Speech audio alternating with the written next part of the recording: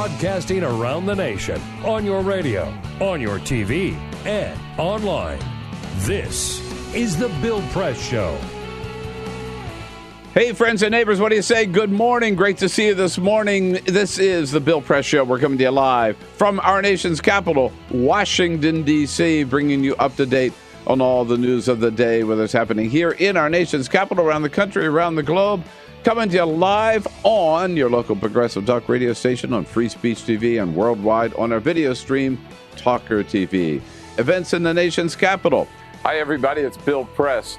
This year marks the 10th anniversary of doing the Bill Press Show, every day covering the news of the day with the nation's top newsmakers, either on the line or in our studio right here on Capitol Hill in Washington, D.C. Not only that, I go to the White House briefings every day to get answers to the top questions of the day.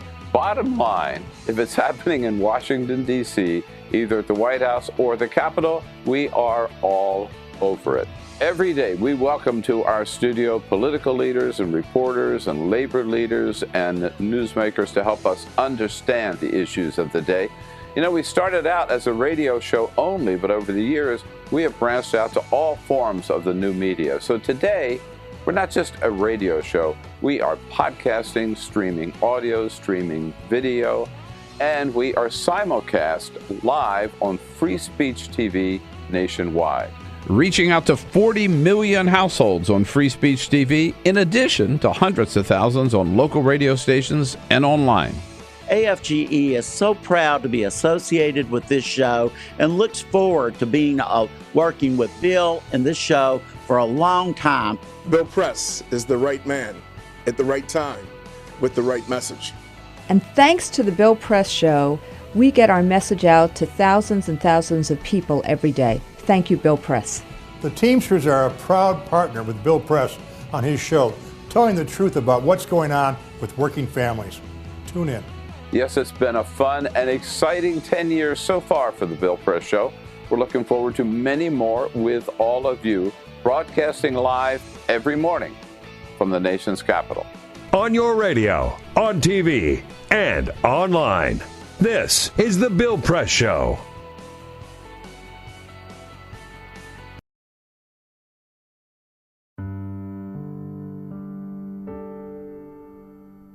A few years ago, plastic bag waste in our city came to a tipping point. It was clear we had a bag problem. My department was tasked to reduce plastic bag consumption. We needed to come up with ways to change human behavior. So we asked ourselves, would you like a bag? What do people really hate? Yep. Getting punched in the stomach. Preliminary studies showed that the consequences weren't severe enough to warrant behavioral change. Actually, can I get that double bagged? So we thought, what do people hate more than getting punched in the stomach? Kissing Helga. Hey, big boy. People didn't find her so offensive after all, so we had to get creative. How many bags? Okay, now, pour this ice water down your pants. We tried everything.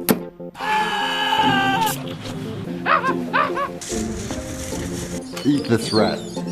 Defuse this bomb. Even fighting your clone. After blowing through millions of dollars of government funds on research, I came up with a brilliant idea. Why don't we just charge 5 cents per bag? That's a stupid idea. Would you like a bag? Yes. 5 cents a bag. 5 cents? 5 cents? Do I still have the option of getting punched? Honestly, I don't know how everyone else missed it. Why don't you just get a reusable bag?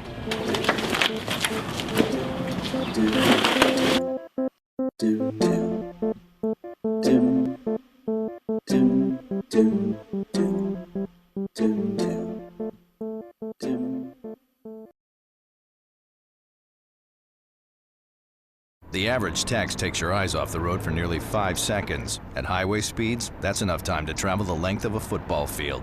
Stop the texts, stop the wrecks.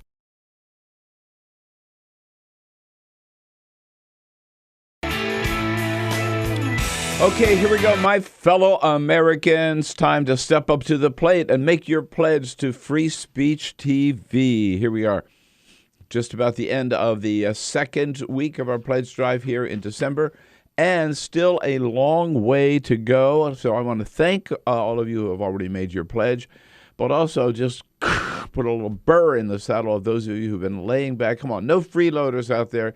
You got to play. You got to be part of the program. We really, really need your help. Remember, the Free Speech TV is a nonprofit operation, right? So that means for every dollar you give, you get a deduction from your federal income taxes. And this is the last time this year to get those deductions.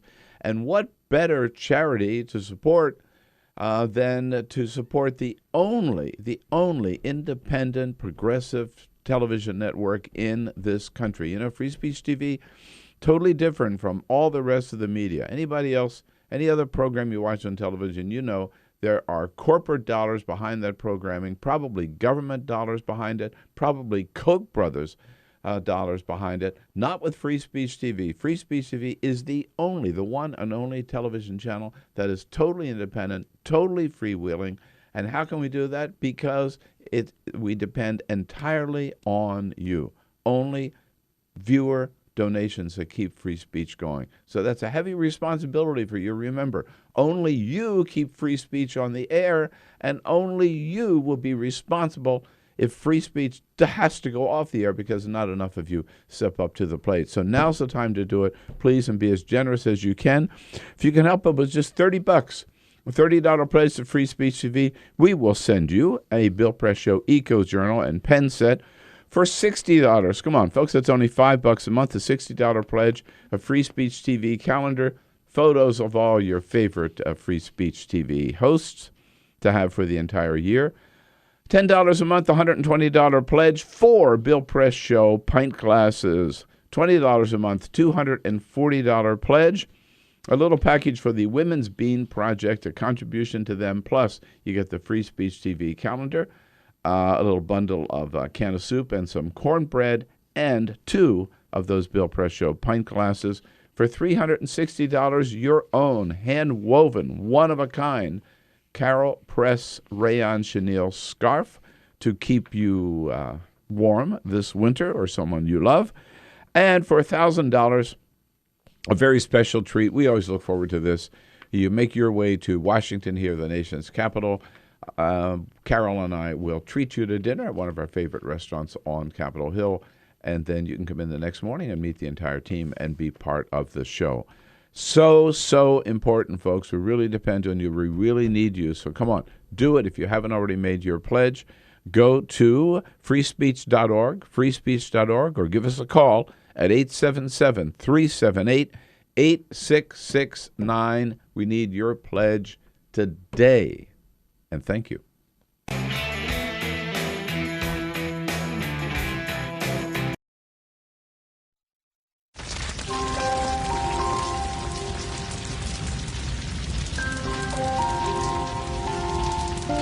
A single ember that escapes from a wildfire can travel more than a mile.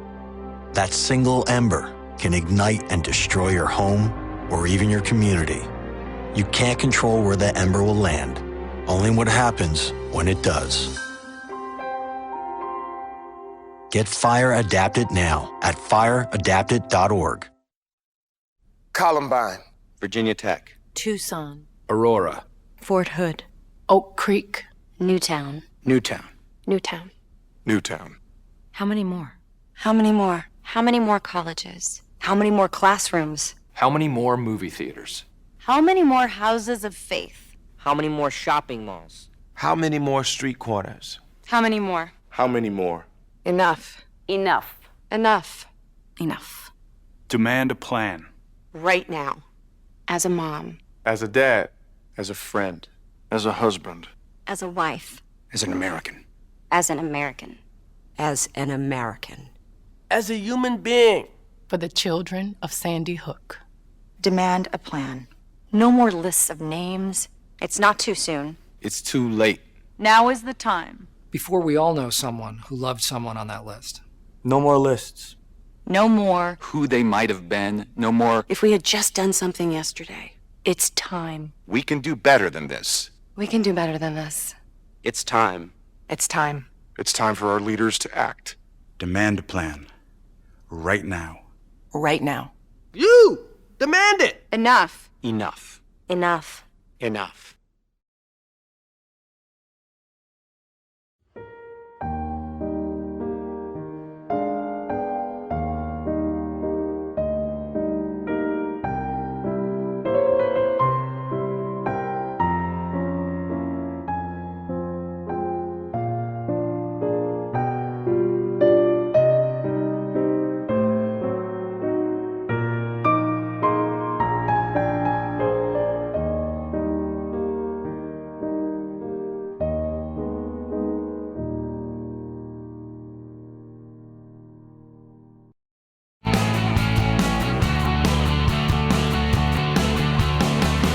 Broadcasting around the nation, on your radio, on your TV, and online. This is the Bill Press Show. Bernie Sanders, latest poll yesterday, up 10 points over Hillary Clinton in New Hampshire. Yeah, let's not forget, there is still a Democratic primary, and it ain't over yet. Hello, everybody. Thursday. Here we go, Thursday, December 10. Wow, it's so good to see you today. You are looking exceptionally good today. Very happy to tell you and very happy to welcome you right here to the Bill Press Show. How about it? We're all together again. Hail, hail, the gang's all here to take a look at the big news of the day, wherever it's happening. We'll take you there and give you a chance to sound off about it as well. Thanks so much for joining us. I know this is a very, very busy time of the year, and we will be we'll make good use of the time because there's a lot going on here in our nation's capital, where it looks like there's a showdown, or there will be a showdown already underway over the budget. Republicans still trying to pile on all kinds of riders that the president would never support. Unlikely that that's going to lead to a government shutdown, but it does mean, once again, Congress will not meet its deadline, will not do its job. They've already delayed it several times. They're probably going to have to delay it again until after the weekend, maybe till the end of next week. Donald Trump, meanwhile, giving every interview he can to continue to double down on his call for banning all Muslims from coming into this country. And as we will see, only one Republican has the backbone to stand up and say, that's not a good idea, and I won't vote for that SOB.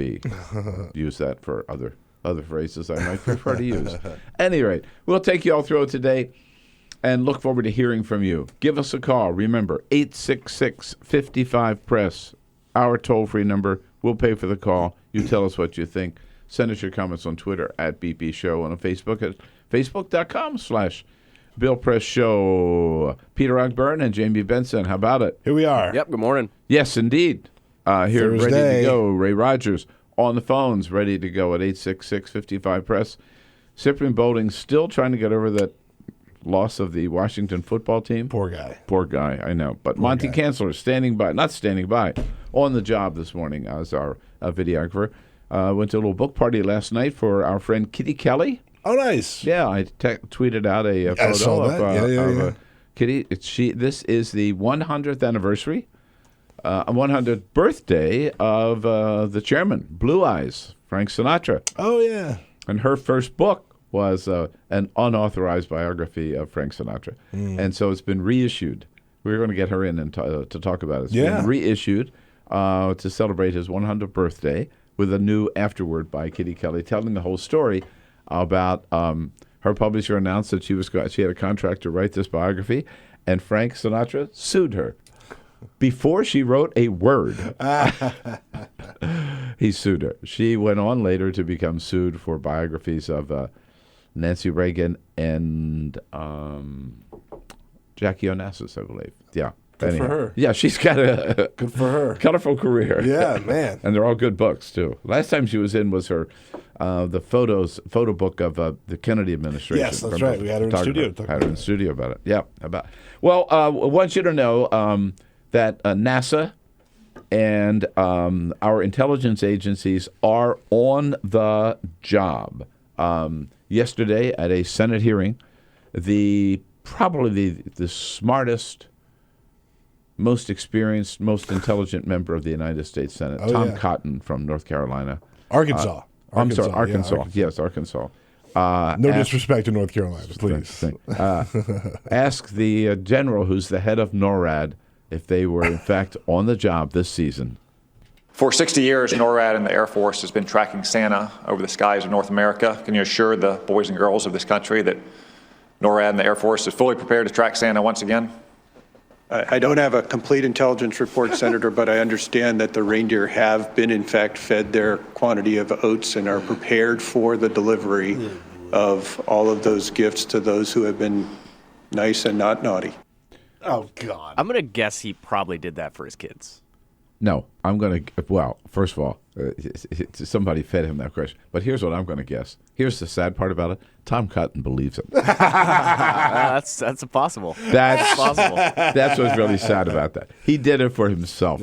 Yeah, right. He probably was crying when he said it. Yeah. What an idiot. He's the guy that wrote that letter, to the imam of Iran saying, don't pay any attention to the president of the United States. He doesn't speak for the American people. Oh, what a mortal embarrassment. Man, I'm telling you. All right, here we go. Susan Paige joins us a little bit later in this hour. We've got two great members of Congress, great progressives in Congress today. Very proud to welcome Congressman Ruben Gallego from Arizona and the great Sherrod Brown, Senator Sherrod Brown from Ohio. And Lindsey Graham shows the way. Will Republicans follow? But first, this is the Full Court Press. Just a couple of other stories making news. Want to go on vacation? I'm ready. Why not Colorado? I haven't had one for 2 weeks. Yeah, I know. It's about that time, right? Well, this is very interesting because we've talked a lot about pot tourism and how legal weed in Colorado might affect the people traveling there. The Colorado Tourism Office actually did a study to ask people, if you came to Colorado, did legal marijuana play a part in your decision to travel to Colorado? Yeah, and? Nearly 49% of people who traveled to Colorado said that the legal marijuana business in Colorado played a part in their decision to vacation in Colorado.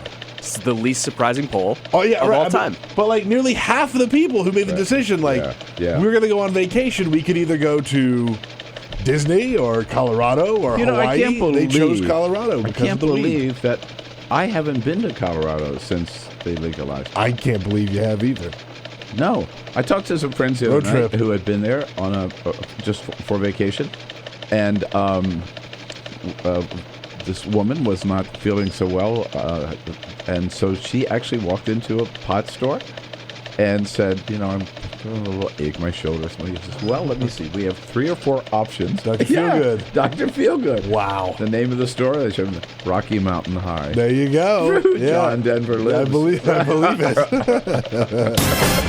We talked, I guess it was last week or week before, about how the Wu-Tang Clan had finally sold their album Once Upon a Time in Shaolin. They made one copy, a single copy, and they sold it to the highest bidder for $2 million. Shoot. Wow. And we didn't know who bought it until yesterday. We found out who bought it, and you'll never believe who it was. No idea. Martin Shkreli. Do you remember that little twerp, the pharma nerd who had said he was going to take this drug and going to take it from the regular price and inflate it about 500%? Yeah. That little dweeb bought Once Upon a Time in Shaolin for $2 million. Can't believe he's out of jail. Well, it's just sickening. Let's also note that he tried to donate to Bernie's campaign. Bernie would not accept the donation. That's right. That's right. Good for Bernie. Yeah. I like going out to eat. You like going out to eat. All right. So a new study with a Harris poll, which was sponsored by Michelin, surveyed 2,000 U.S. adults and found that we are willing to spend big time on a, quote, special culinary feast. So this is, if you're going to go out for a special event dining, are you willing to pay for it? And the answer is yes. Americans are willing to spend an average of $203 per person for a, quote, special dinner. Whoa. That's a big ticket. No, that's a lot of money. They categorize this as like anniversary. First of all, you have to be able to spend that, which not all. That's true. Most Americans are not. But also, it's a lot of money. It's a lot of money. And Yeah. they point out here that they ask people, if this is for like an anniversary or a birthday and you want to go out and you know you're going to get something special, people said they'll spend as much as $203. By the way, this changes from coast to coast. On California, or on the east, I should say on the West Coast, they are willing to spend as much as $282. Oh, come on. I don't believe that. It's a lot of money, man. No. Carol and I go out to dinner often, right? For the two of us, $100. Yeah. Maybe. I mean, if it's like... No, I'm talking for a nice meal with a glass of wine and everything, maybe $100. This is $203 per person. I'm talking about for two. $203 per person is what we are willing to spend. Well, they're getting ripped off. I got better places to go. They can spend less money. You're absolutely right. All right, here we go. Yes, indeed. You know what? All right. I'll be the first to admit. Maybe we beat up on Republicans too much.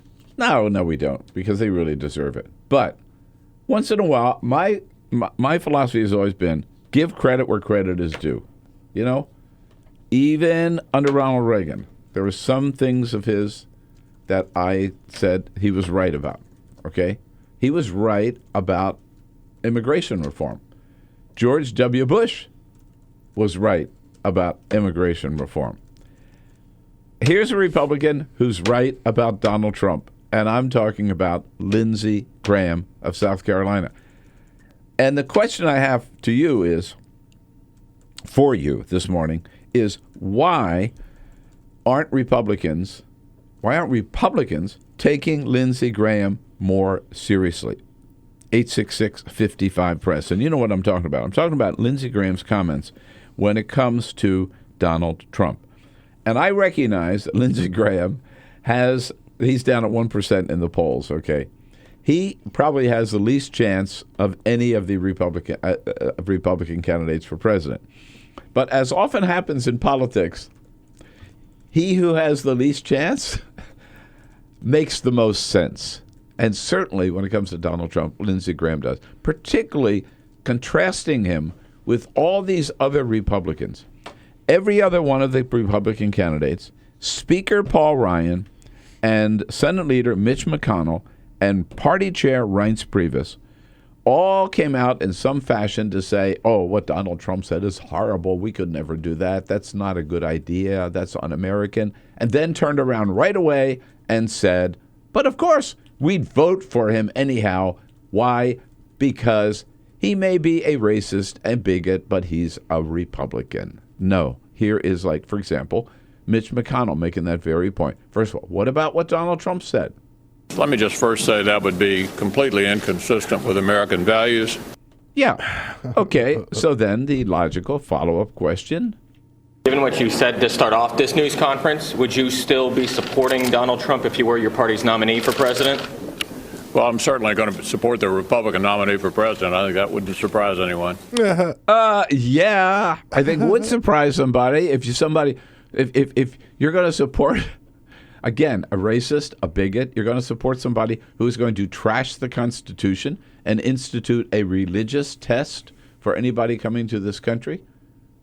I mean, read the Constitution, read the First Amendment. I think it would surprise a lot of people that you would vote for that person. Yeah. So contrast that again with Lindsey Graham, who the morning after, Tuesday morning, appeared on CNN's morning show, and he was asked about Donald. First of all, he didn't hold back on who Donald Trump is. Quote, Lindsey Graham, he's a race-baiting, xenophobic, religious bigot. Boom. Quote, unquote. I think that's pretty clear as to what he thinks about Donald Trump. And what about what's the impact of what Donald Trump is proposing with this ban on all Muslims? And by the way, it is all, as we clarified yesterday, Muslims, not just The immigrants. The one who wants to immigrate. The ones who want to immigrate. All Muslims entering this country. Here's Lindsey Graham. They were concerned about this rhetoric because the enemy will use it against us. So what was a concern last week has to be DEFCON 4 this week. Because what Mr. Trump is doing, and I don't think he has a clue about anything, he's just trying to get his numbers up and get the biggest reaction he can. He's putting our soldiers and diplomats at risk. He's empowering the enemy. He is empowering the enemy. Lindsey Graham's got it absolutely right. ISIS is going to take that and say, this is what America stands for. Here it is. Here's the leading candidate for president among the Republican Party. And this is what they stand for. They hate us. They have declared war on us. And so, therefore, we are legitimately declaring war on them.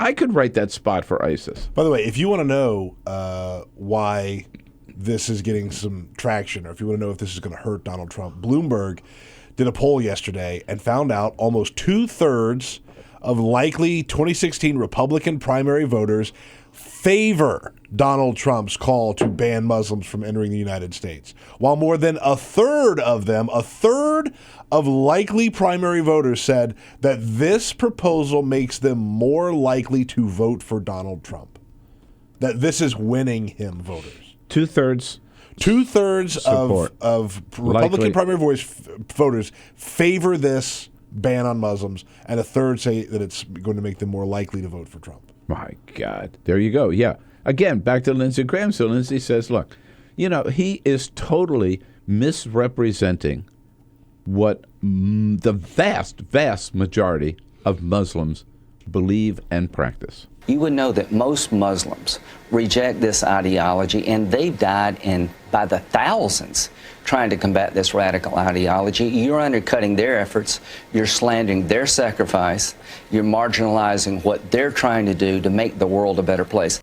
And Lindsey Graham goes on to say, here's what we can do with Donald Trump. And you know how you make America great again? Tell Donald Trump to go to hell. I just love that. But most importantly, and remember, the reason the Republicans will not really condemn Donald Trump and say, no, we would not vote for him, is because they're afraid that he will leave the party, create his own party, run as an independent, not create his own party, but run as an independent, and take all of his supporters with him. They are deathly afraid of that because they think that would guarantee that a Democrat is elected to the White House. Lindsey Graham also told CNN, and CNN didn't put this sound out, but here's what he said. He said he doesn't care if Donald Trump leaves the party. Quote, I wish he would leave the party. And if that means we lose the 2016 election, said Lindsey Graham, so be it. He continued, I'd rather lose without Donald Trump than try to win with him. Bow! Boy, at last, a Republican with backbone. Question, 866-55-PRESS. Why aren't Republicans taking Lindsey Graham more seriously? Let's talk about it. Follow us on Twitter @BP Show. This is The Bill Press Show.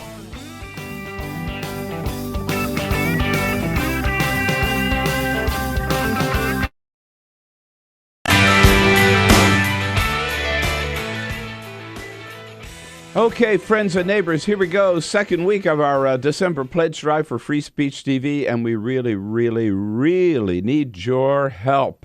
We got a lot on our plate these days. December's a very busy time. I mean, you heard the president the other night. The president says we have to do everything we can to degrade and destroy ISIS. That's one big challenge.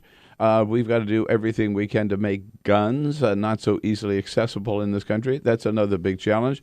We've got to get all of our holiday shopping done. Oh, my God. And we've got to save Free Speech TV. That's another big challenge for December. That's why we're turning to you. And let's just get that one out of the way right now. Make your pledge today and do your bit to keep Free Speech TV going. We've got a great, great partnership. I tell you that all the time. I love being part of it. We, Stephanie and Tom and I and Amy Goodman and everybody else, we bring you all the best programming, the best guests, the best commentary that we can every single day.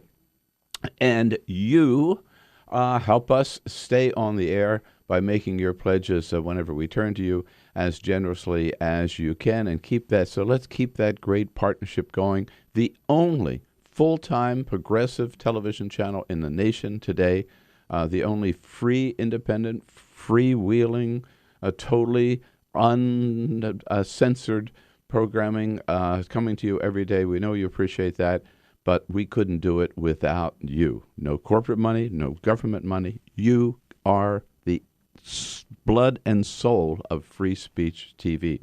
So we ask you again to dig in as generously as you can. Every single pledge, no matter how large, no matter how small, is deeply appreciated by all of us. I'll give you some idea of what you might think about for $30. Pledge of $30, we'll send you a Bill Press Show Eco Journal and a pen set. For $60, that pledge, $5 a month, a Free Speech TV calendar with pictures of all your favorite hosts on it. For $120 pledge, $10 a month, 4 Bill Press Show pint glasses. For $240, $20 a month, a great little package supporting the Women's Bean Project, which includes a contribution to them, plus a can of soup, a bundle of cornbread for you, and 2 of those Bill Press Show pint glasses. $30 a month pledge, $360, a beautiful hand-woven, one-of-a-kind Carol Press scarf for this winter. And for $1,000, if you can afford that, get yourself to Washington. Carol and I will take you out to dinner, and we'll bring you in the next morning to meet the whole show here. We'll even get some donuts in from District Donuts and have a big party. Make your pledge today. Please go to 877-378-8669 or just go online to freespeech.org. Free Speech TV, great partnership. Let's keep it going. Make your pledge today, and thank you.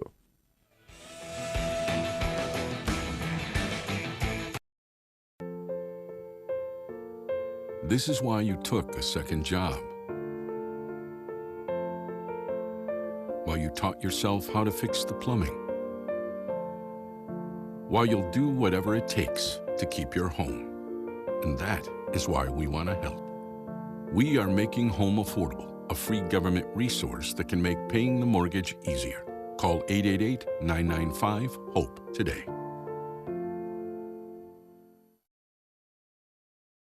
The average text takes your eyes off the road for nearly 5 seconds. At highway speeds, that's enough time to travel the length of a football field.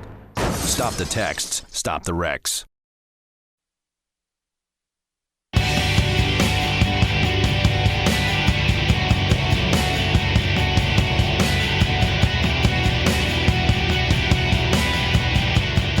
This is the Bill Press Show. All right, already 28 minutes after the hour. Sorry, I had to talk so long because I feel so strongly about this. Didn't have time for your calls there, but we'll get them right after the break here at 866-55-PRESS. There's no doubt. I think what Lindsey Graham is showing what the Republicans have to do, if they really want to put down Trump, is what they got to do. They have to be willing to stand up and say, starting with the head of the Republican National Committee, we will not we will not vote for Donald Trump. All the other candidates have to say that. We will not vote for Donald Trump.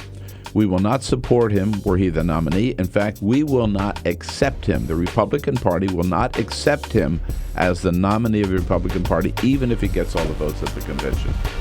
Does the Republican Party have enough backbone to do that? Lindsey Graham does. Why don't all the rest of them? Your call is coming up. Is the Bill Press Show.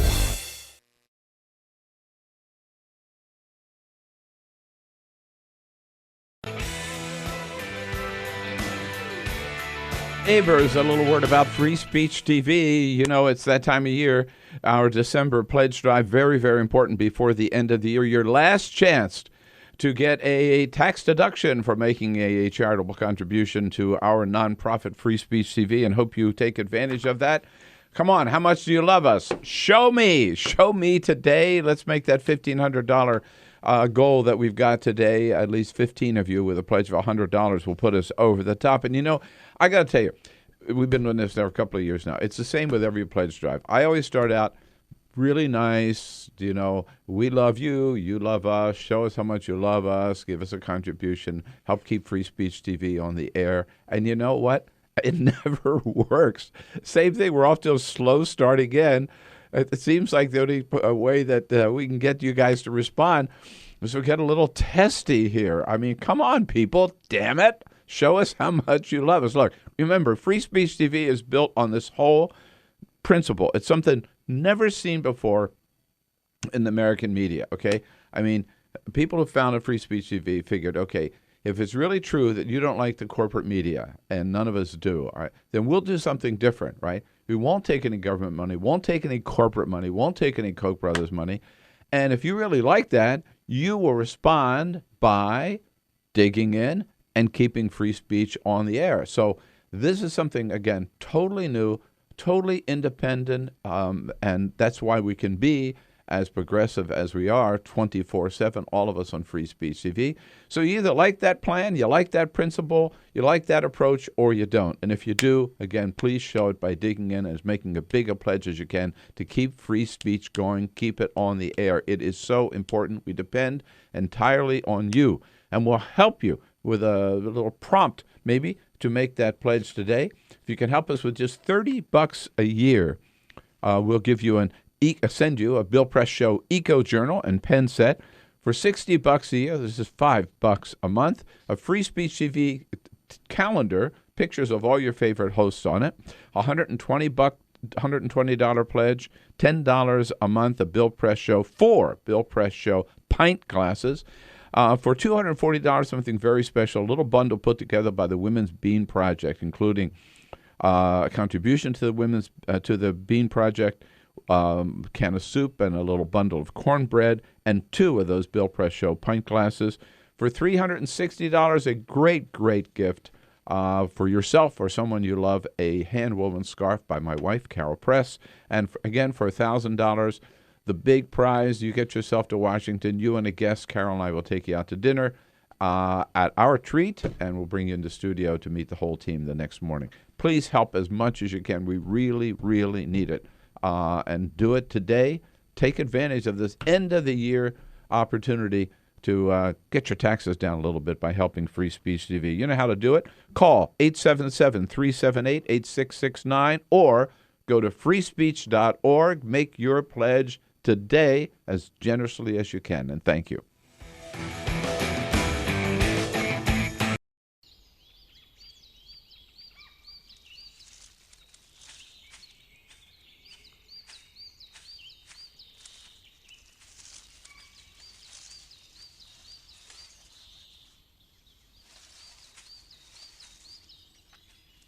At Earth Justice, we defend the environment in the courtroom.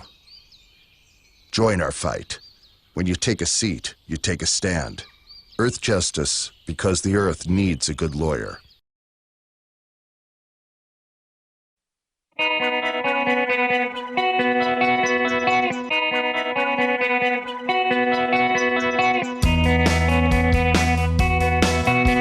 Streaming live video right now at youtube.com/TawkrTV. That's TAWKR-TV. This is The Bill Press Show. How about it? 33 minutes after the hour, it is the Bill... what's my name? Le Bill Press Show. It is the Bill Press Show. We are here in our nation's capital. But we are there with you wherever you are in this great land of ours, on your radio and on your electronic device. If you got one of those great radio apps, tune in or iHeartRadio. And we are there with you on television on Free Speech TV. Great to see you today. Talking about Lindsey Graham, the only Republican that makes any sense today.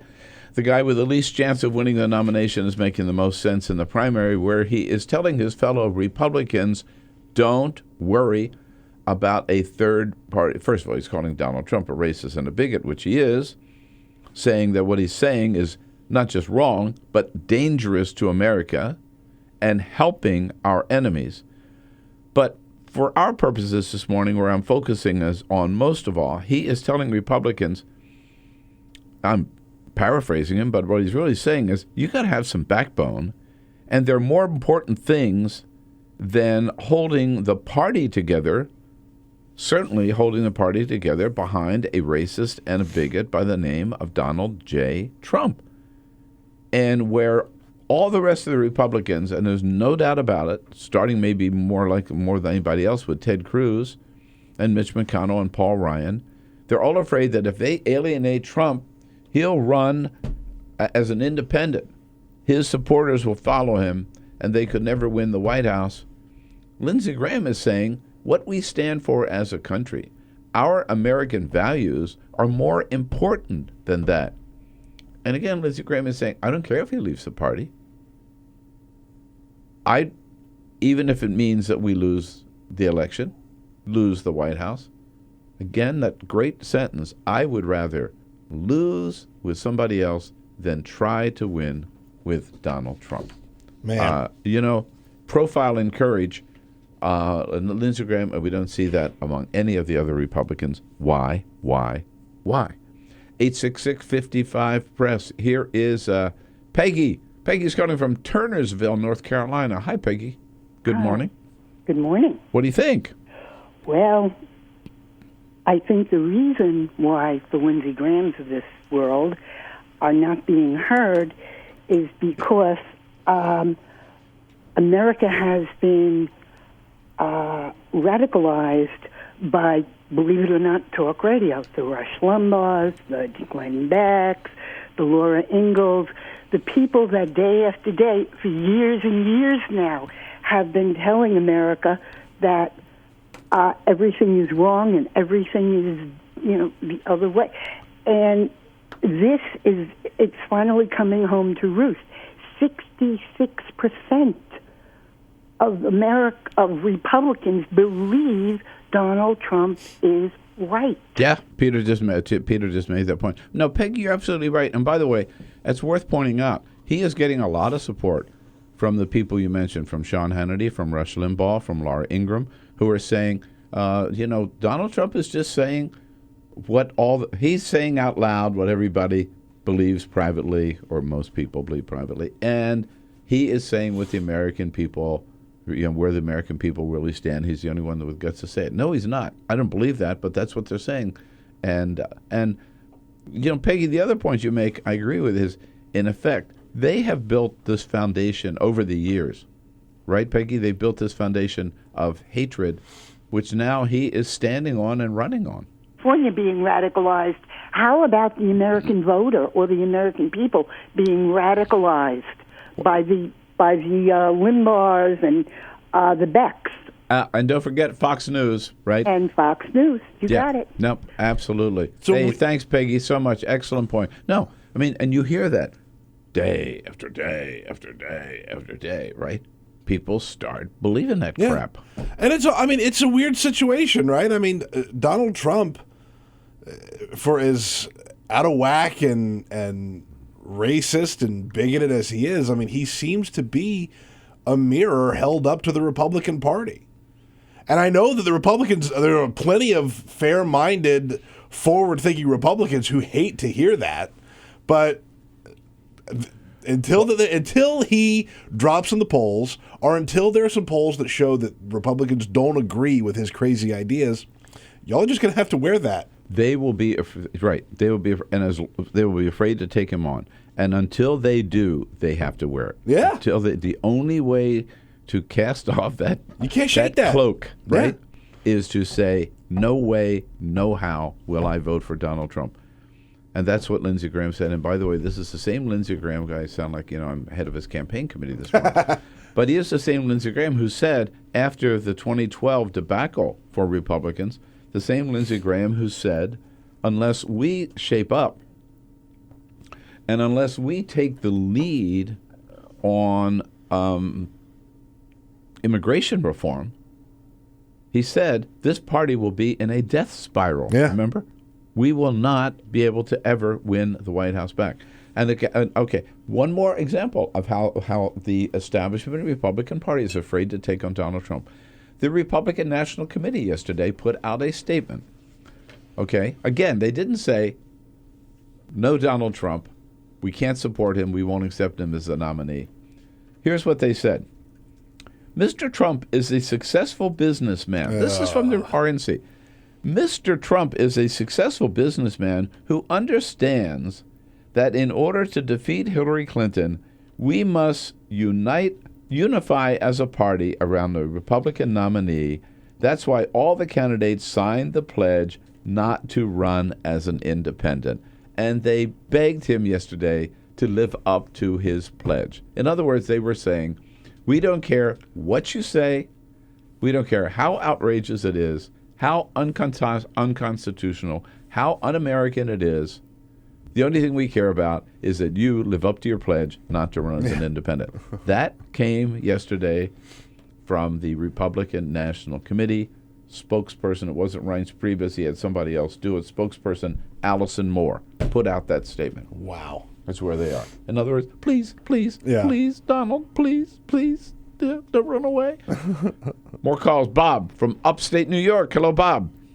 Good morning, Bill. Good morning. Thanks for taking my call. Glad you're there. What's up? I just wanted to make one point, and I wish that the Democrats in the upcoming election would take this opportunity to reach out to more moderate Republicans, because I really think we could expand our base, take full advantage of this opportunity, and that's all I got to say. Well, you know what? First of all, Bob, I think it's an excellent point. And Democrats have to remember that, because as Peter mentioned earlier, there are a lot of. I used to work for one of them, and a lot of friends. Right? It sounds like Donald Trump. I have a lot of friends who are black. No, I have a lot of friends who are really right-minded, right-thinking, very, very committed Republicans, but very, very good people who want the best for this country, and are aghast at Donald Trump. I think the Democratic Party has to reach out to those moderate Republicans, but also I think the Republican Party does too. And the Republican Party has to recognize that they can't go in this extremist direction represented by either Donald Trump or, I might add, by a Ted Cruz. It's just not where the country is, and not where most Republicans are. Bob, excellent point. I appreciate that. Again, it's so funny that the one who has really shown backbone here and shown courage is Lindsey Graham. Now, you might say it's because he's got nothing to lose, right? Because he's got to know he's not going to be the Republican nominee, so he can afford to say that. But so the rest of them can afford to say that if they believe in anything, if they stand for anything, right? I mean, that's what political courage is all about. No, I mean, the fact that Ted Cruz refused to say anything negative about Donald Trump, I mean... He makes a point. He says, you're trying to get me to say something negative. Yeah. I will not I'm do not that. going to say anything negative about Donald Trump. Right. And he says, now, this isn't my idea. In fact, I have a better plan for keeping all Muslims out of America. Yeah. And the other thing that Lindsey Graham also told CNN, which is absolutely true, the only reason, and you got to recognize this, the only reason Donald Trump is doing this, who was our guest yesterday who made the point, and I went back and checked yesterday, in The Art of the Deal, Donald Trump says, this is his playbook, 1997, and he's following that playbook today. In The Art of the Deal, he wrote that if you really want to get attention, the most important thing is you've got to get their attention, and the way to get their attention is to make the most outrageous proposal possible. Right. And that's how you get their attention. And that's exactly what he was doing. There you go. What he is doing. And that's why he's doing it. And, boy, everybody's following along. Anyhow, Susan Paige is standing by from USA Today. Always look forward to talking to Susan, get her take on the news. And let's just say, Lindsey, good job. Republicans, follow Lindsey Graham's example. Get some backbone. We'll be right back. On your radio, on TV, and online. This is The Bill Press Show.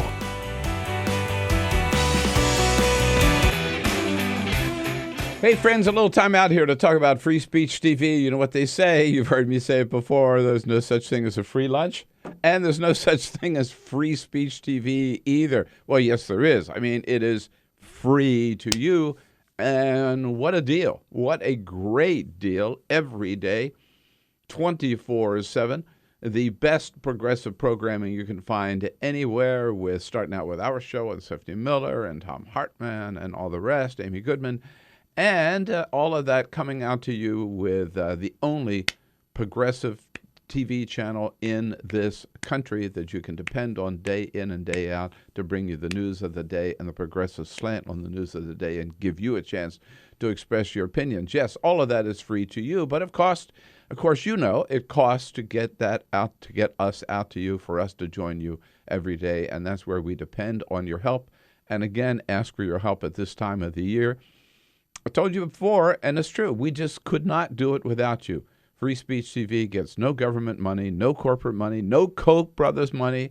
We don't charge guests to be on the show. We don't charge anybody to be on the show. We just depend entirely on you. You are part of the team, and the important part of the team that keep us together every single day. So once again, at this time of the year, whether it's your Merry Christmas gift or your Happy Hanukkah gift, or just make a tax-free contribution at the end of the year to lower your taxes kind of gift, whatever your motive, we hope it's just because you love all of us and you love this programming, and when you want to help it keep going. As a little incentive for you to dig in and help us with this December pledge drive, we want to suggest that for $30, you will get a Bill Press Show Eco Journal and pen set. We'll send out to you.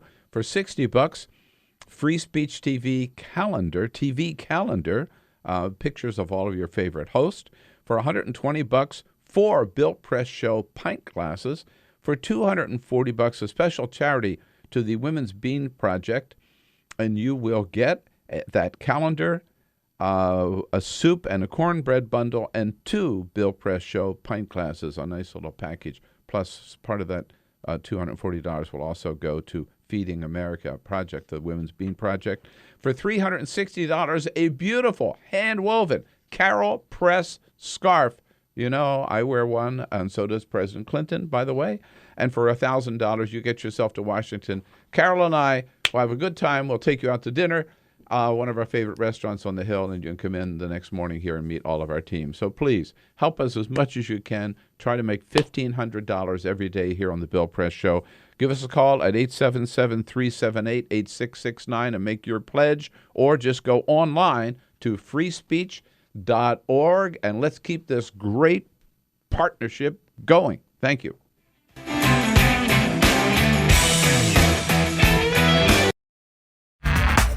He's not running for president, but he will shake hands and kiss babies. It's the Bill Press Show, your progressive headquarters for the 2016 election.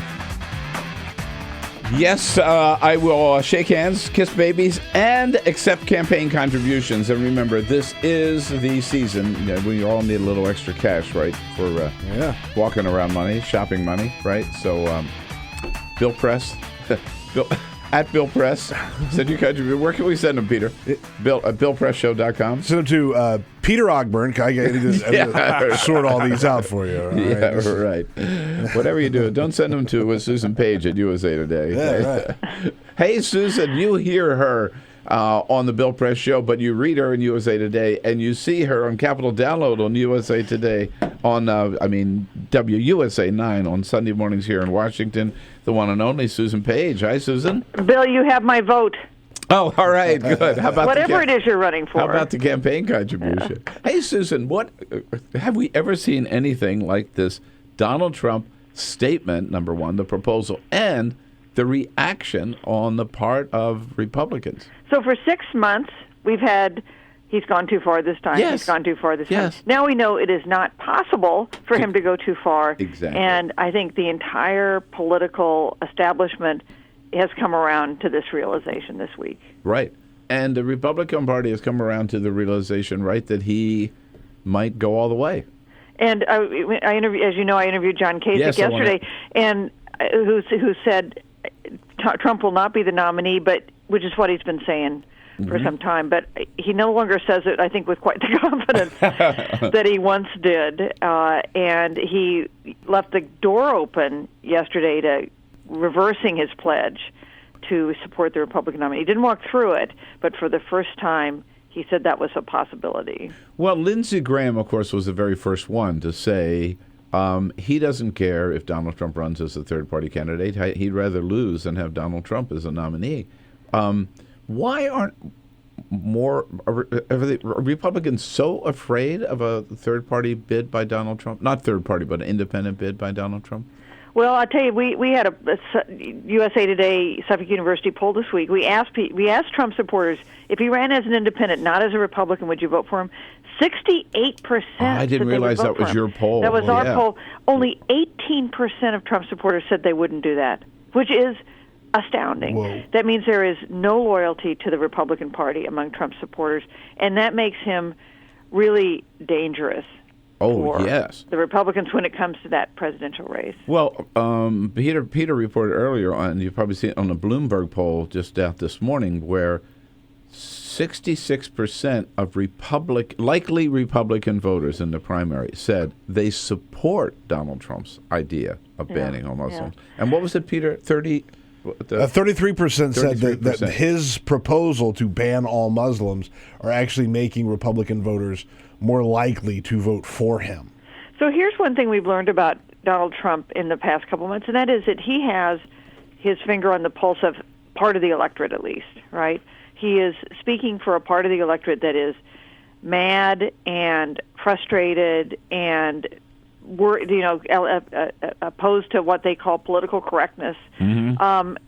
He's clearly tapped something here. And the question is it forever sustainable? Is it possible to make a counter-argument? Because so far, nobody has succeeded in doing that. In fact, the person most likely to challenge Trump for the nomination is the one who is least critical of him, and that's Ted Cruz. Oh, of course, Ted Cruz. I guess the question is a very good question. Is there somebody who can appeal to the same people and make a comparable argument, I guess, but in a more responsible way? Or appeal to maybe a slightly different group of people that get energized enough and supportive enough to have numbers that counter the part of the electorate that is so outraged. Well, if you and I did the math, and we may have talked about this before, Susan, so he's got, let's say, 30%, whatever it is, right? Yes.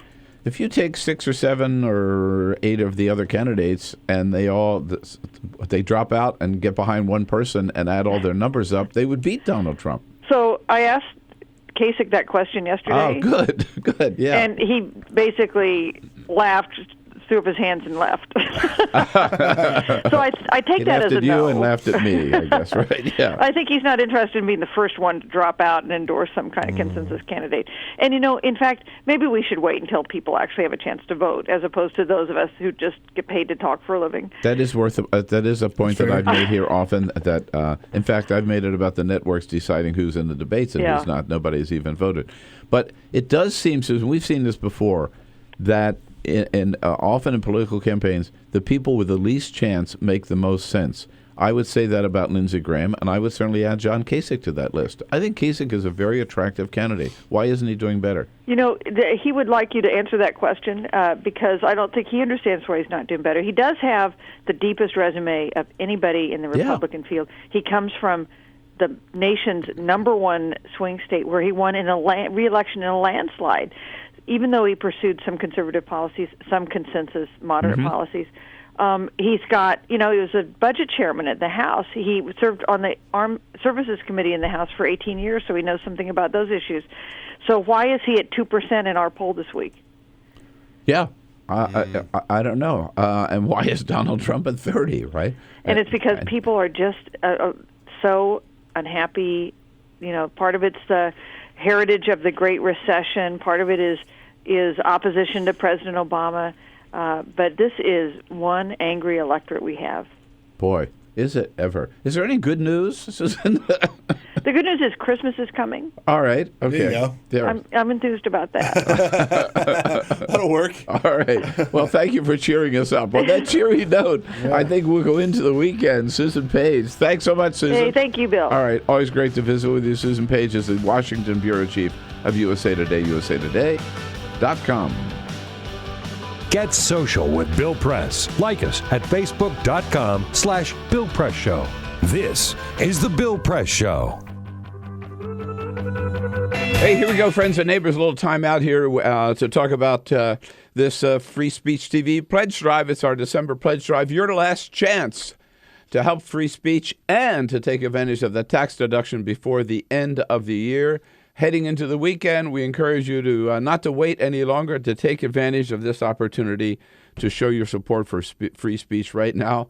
As I mentioned the other day, no more Mr. Nice Guy just telling you how much we love you and how much we know you love us, and therefore you're going to help us. No. I told you I was going to get a little tougher. In fact, it came out and said, come on, make your pledge, damn it. And guess what?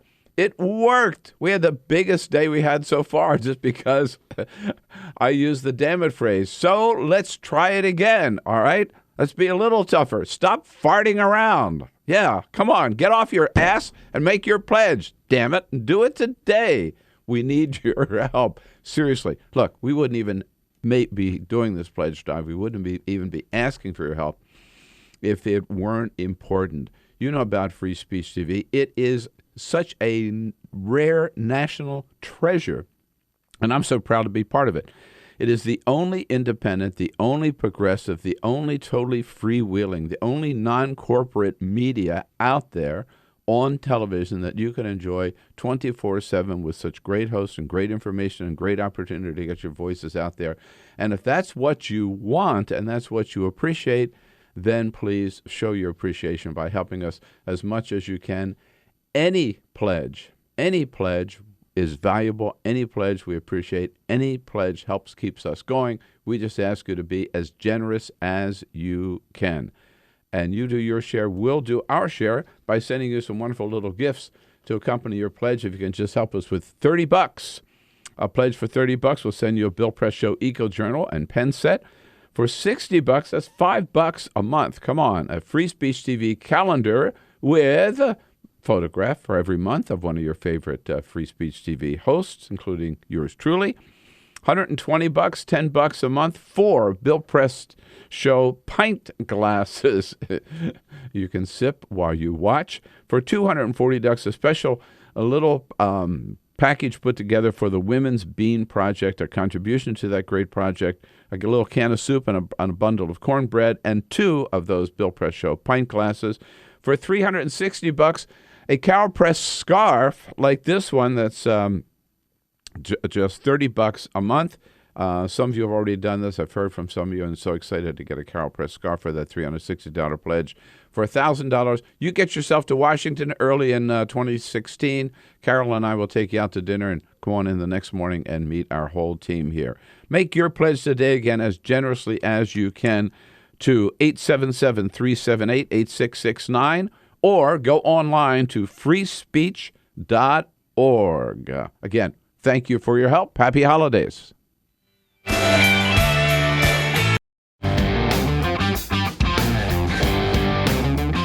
This is the Bill Press Show.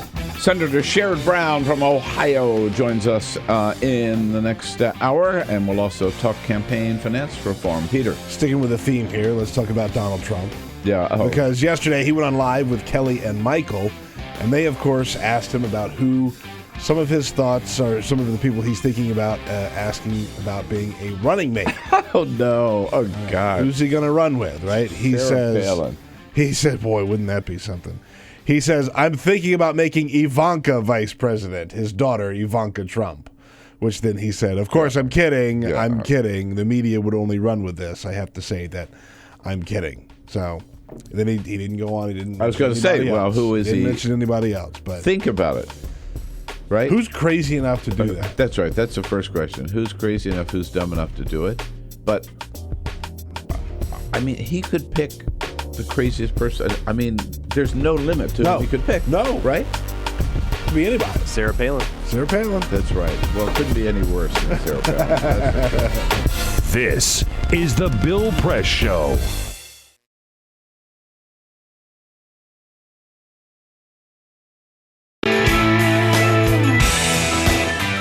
All right, friends, a little time out here again to talk about Free Speech TV and our latest pledge drive. And all I got to say is, hey, people, come on, get on the ball. Listen, you know, we're about halfway through this pledge drive already here in December. Your last chance to get that tax deduction that you're looking for, that you may need here at the end of the year, and you can do so by helping Free Speech TV. But we're about halfway through the pledge drive, and we're still lagging far behind. We've got over $200,000 we've got to raise in the next week and a half. Here on this show, remember, we've set a goal of $1,500 a day. We've been fall short of that. So really got to tell you, come on, you got to step up the game here. Get off your ass and make your pledge. Just think about it this way. Think about what a great national treasure free speech is. Think about how much you depend on us and you count on us every day to bring you not only tell you what's happening today, but to bring you the progressive slant on those issues, the truth about those issues, and to give you a chance to talk about it. Think about how much you count on that, how much it means to you, and also think about the fact that it's true. Honest truth. We would not be here without you, and it's also true that we will not continue to be here without your help. We've got to make that not every pledge drive so we can keep bringing you the best programming possible every day. Ask you to consider making a pledge of at least $100, but whatever you can do, large or small, we really appreciate it, and it keeps us going. And remember, we'll come back at you with a little gift for your pledge. If you can just help us with $30, a pledge of $30, we'll send you a Bill Press Show Eco Journal and a pen set. For $60, $5 a month, guys. That's nothing. A Free Speech TV calendar with photos of all your favorite free speech hosts. $120, $10 a month for that pledge. 4 Bill Press Show pint glasses for $240. Very special.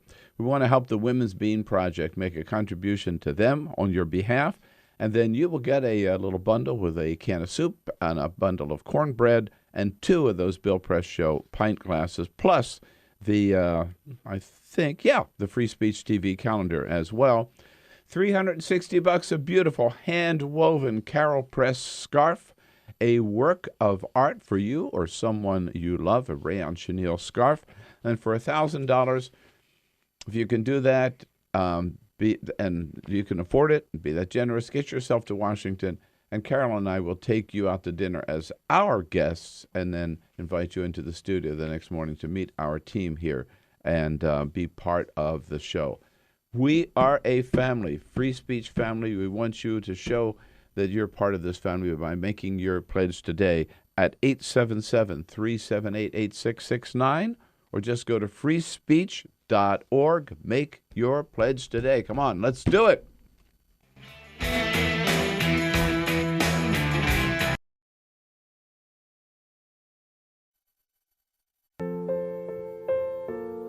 This is why you took a second job. While you taught yourself how to fix the plumbing. While you'll do whatever it takes to keep your home. And that is why we want to help. We are making home affordable, a free government resource that can make paying the mortgage easier. Call 888-995-HOPE today.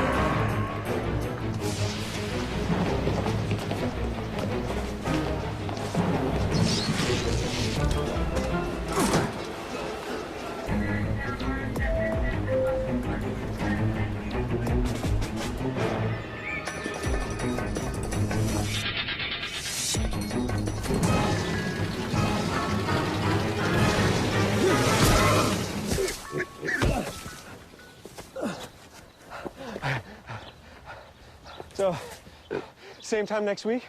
Well, of course. Put away a few bucks, feel like $1 million. For free tips to help you save, go to Feed the Pig.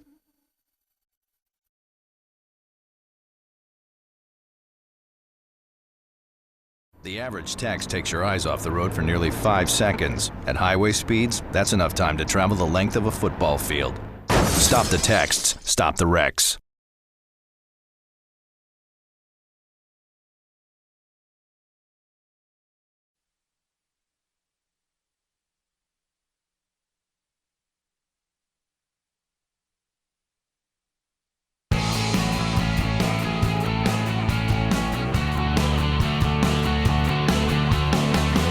Broadcasting around the nation, on your radio, on your TV, and online. This is the Bill Press Show. Bernie Sanders up 10 points over Hillary Clinton in New Hampshire. Let us not forget there is also a Democratic primary. We haven't been talking much about it lately. And Bernie still very much in the play up in Iowa and 10 points ahead in New Hampshire. Good morning, everybody. What do you say? Hello, hello, hello. Great to see you. On a Thursday, December 10, as we reach out to you from Washington, D.C., our nation's capital, our studio here on Capitol Hill, right in the heart of the action.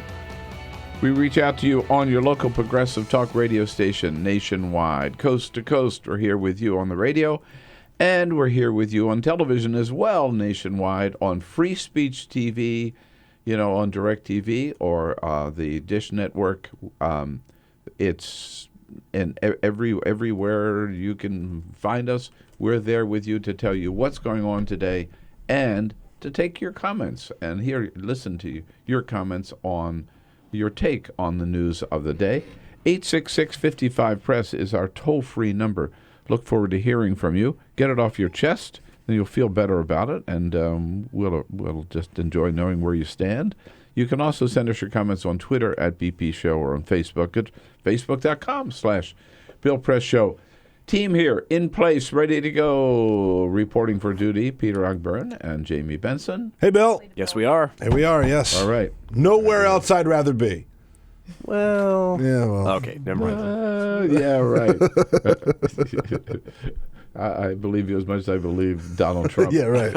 Ray Rogers here on the phones, 866-55-PRESS. Going to get through Ray if you want to get on the air. She's tough, but she'll treat you fairly. And our videographer for the day, Monty Chancellor, Cyprian Bolding's got the day off. One thing that maybe gets lost in all of the debate today, not a lot of talk about a very, very important issue, in some ways the most important issue of all, and that is campaign finance reform, because it sort of is the root of all evil in politics, as far as I'm concerned. But Public Citizen is always on the job. This is one of their big issues, and there are some a lot of concern over what Republicans are trying to do to undermine campaign finance reform in this budgetary process. Lisa Gilbert is here, Director of Congress Watch at Public Citizen, to tell us all about it. Hi, Lisa. Thanks for coming in. Hey there. Thanks for having me. Up on the Hill yesterday, by the way, President Obama came up here to Capitol Hill to join members of Congress to commemorate the 150th anniversary of passage of the 13th Amendment, which ended slavery in this country. And the president used the occasion, I thought very effectively, to make the case that while that was a significant achievement, of course, historic, that the work continues and we have our job in ending any form of discrimination and our responsibility to continue that great work today. President Obama yesterday. We betray the efforts of the past if we fail to push back against bigotry in all its forms.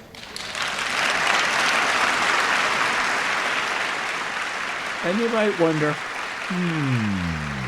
bigotry in all its forms. Might he be thinking about any politician who's out there today? Well, if there were any doubt, there's little doubt when he followed up with this without mentioning his name. To remember that our freedom is bound up with the freedom of others. regardless of what they look like or where they come from or what their last name is or what faith they practice. Yes. Or what faith they practice. He got a prolonged standing ovation from mainly Democrats there with him yesterday. But I think he made the point.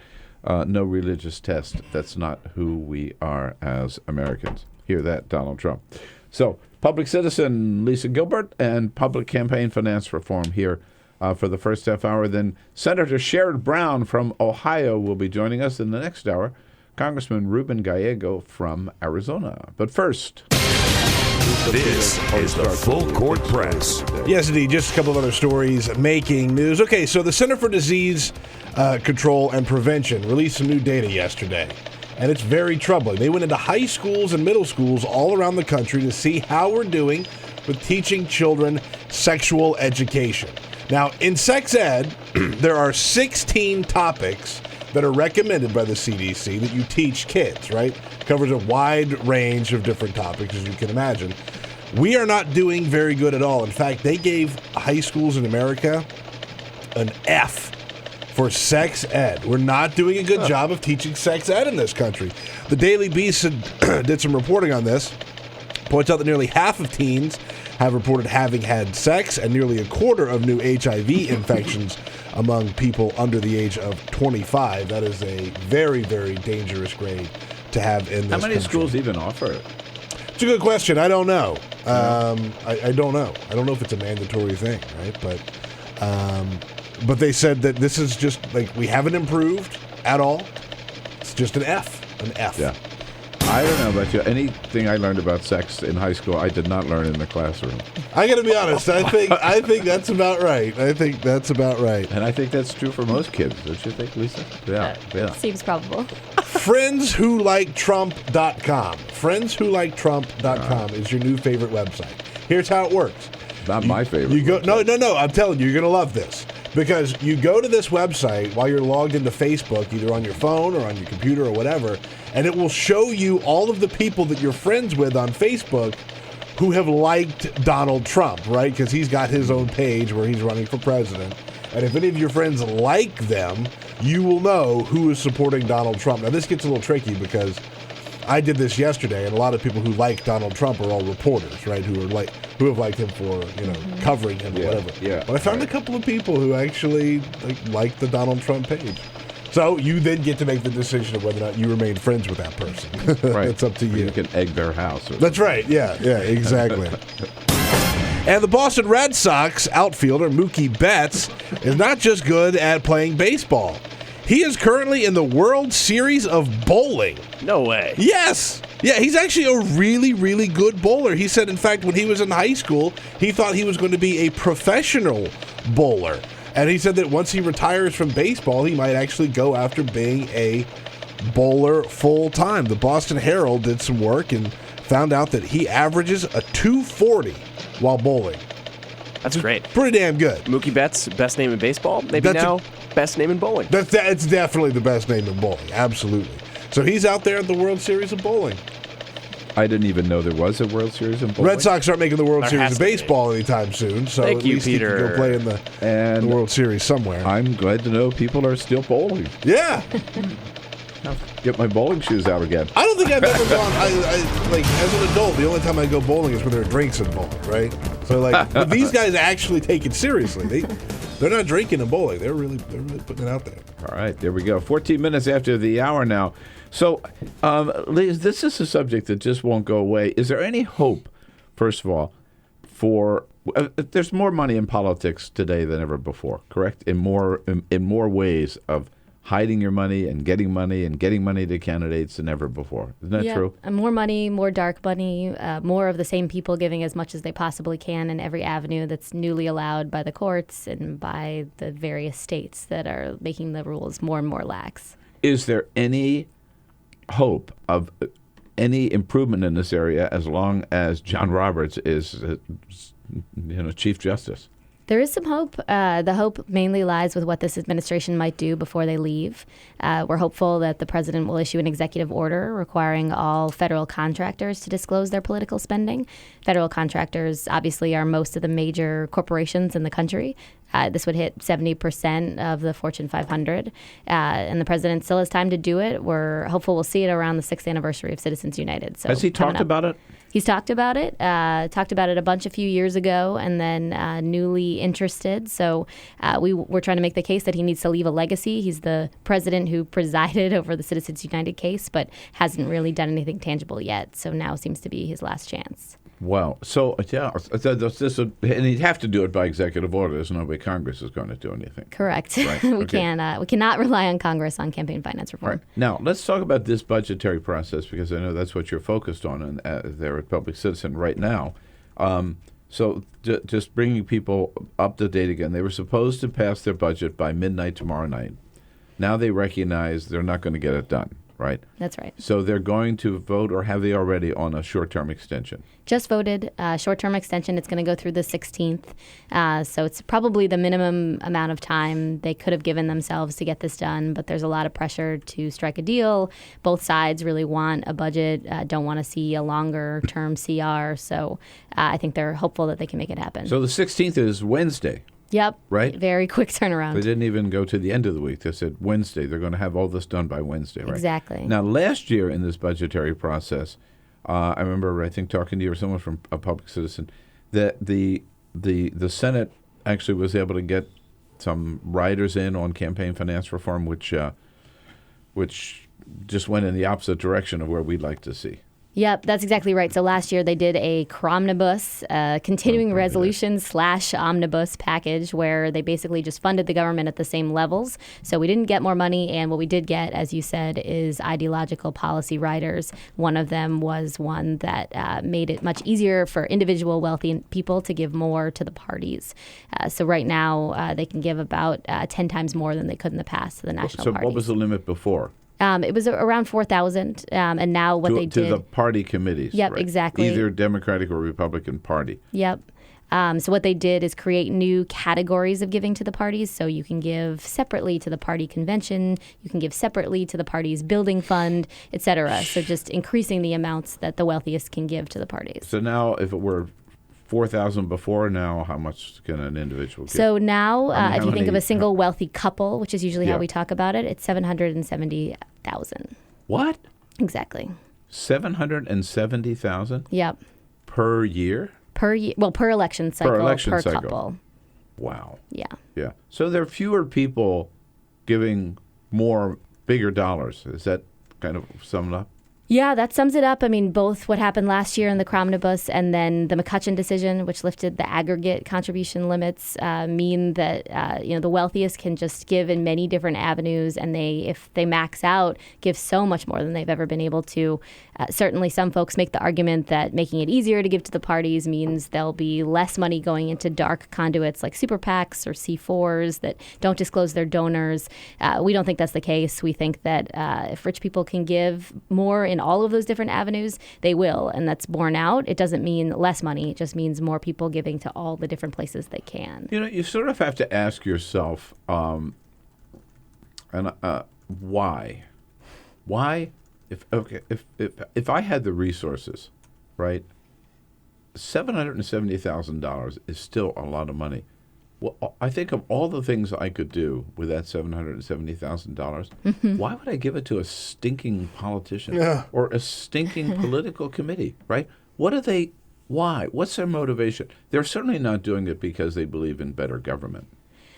Not better probably from the way we would think about it, but certainly better as it relates to their own financial interests or their own corporation's financial interests. Well, that's what I was getting at. I mean, like the Koch brothers, we know why they give so much money, because they're the biggest polluters on the planet, and they want to continue to be able to pollute. They want to get rid of the EPA and have no environmental regulations. It's pretty clear. Yep.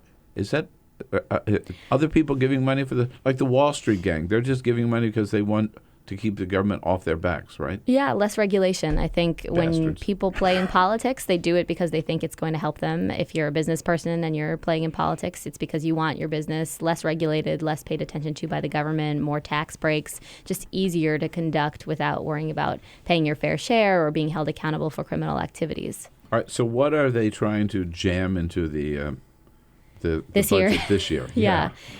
Well, this year, I mean, it is worth saying that it's the biggest overreach in terms of policy riders that we've ever seen. So not just in the campaign finance space, but hundreds and hundreds of policy riders have been proposed. Everything from deregulating environmental policy to Planned Parenthood. Exactly. Right, exactly. Keeping Syrian refugees out of the country and all that stuff, right? So but it's certainly in the campaign finance reform area, what? Yeah, so they've proposed 4 that we know of, although there's always the threat that something we don't know about will come in at the last minute. There were 3 that have to do with disclosure, so stopping the Securities and Exchange Commission from spending any money, creating a new rule to require all public companies to disclose their political spending, stopping that great executive order we talked about a minute ago, and then stopping the IRS from defining political activity for nonprofits, which would be very important for requiring them to disclose. Those are 3 of the possibilities. And then the one that's been talked about probably the most was proposed directly by Mitch McConnell. He wants to lift the coordination limits between parties and candidates. Oh, right. So this whole idea of this fake wall, which I think is fake anyhow, between the super PACs and the candidates, he would just get rid of the wall, huh? Well, directly between the national parties and the candidates. So the reason they want to do that is because the party limits, for all the reasons we just talked about, are much higher than what you can give to individual candidates. If you don't have to worry about the parties talking to the candidates, it's just like giving to your favorite candidate. It's way easier for the front runners to get money from the parties. There it is. And it all started with Citizens. Well, it didn't all start with Citizens United, but Citizens United is really plays a huge role. Yeah, in our time, at any rate. Open the floodgates, and boy, the money is pouring in. Public Citizen, all over it, on top of it, with Lisa Gilbert. Your question, your comment, we've talked so much about this issue, how important it is, how fundamental it is, getting anything done. 866-55-PRESS is our toll-free number, and we'll be right back. Connect with The Bill Press Show on Twitter. Follow us at BP Show and tweet using the hashtag WatchingBP. This is The Bill Press Show.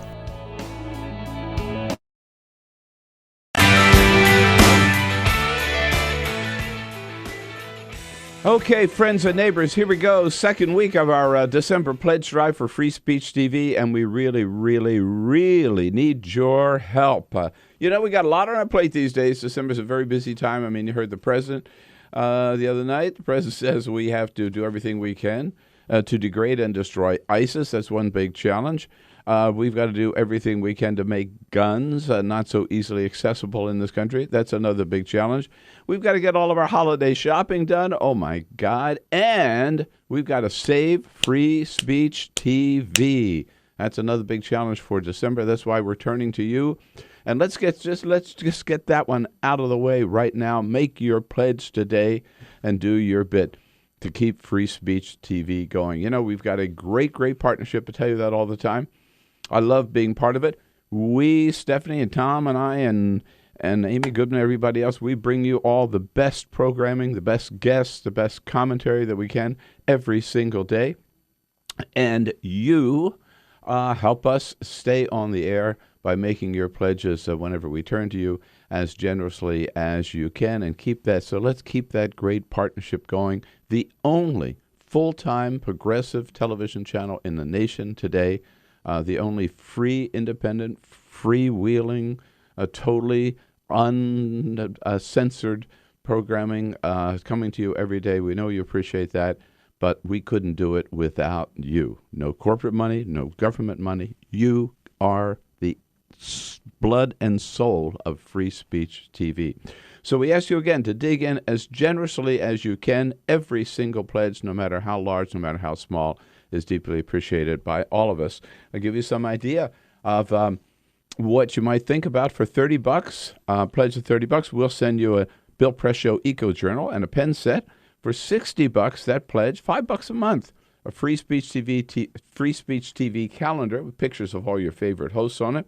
For $120 pledge, $10 a month, 4 Bill Press Show pint glasses. For $240, $20 a month, a great little package supporting the Women's Bean Project, which includes a contribution to them, plus a can of soup, a bundle of cornbread for you, and 2 of those Bill Press Show pint glasses. $30 a month pledge, $360, a beautiful hand-woven, one-of-a-kind Carol Press scarf for this winter. And for $1,000, if you can afford that, get yourself to Washington. Carol and I will take you out to dinner, and we'll bring you in the next morning to meet the whole show here. We'll even get some donuts in from District Donuts and have a big party.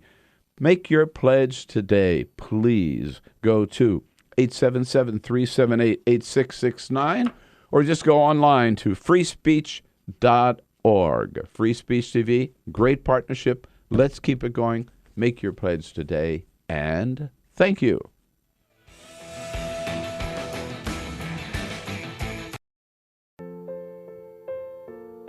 This is why you took a second job. While you taught yourself how to fix the plumbing. While you'll do whatever it takes to keep your home. And that is why we want to help. We are making home affordable, a free government resource that can make paying the mortgage easier. Call 888-995-HOPE today.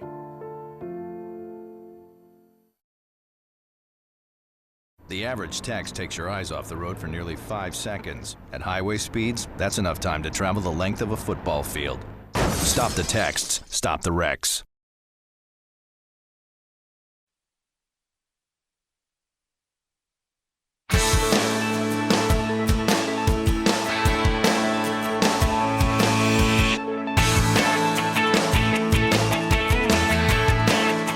This is the Bill Press Show.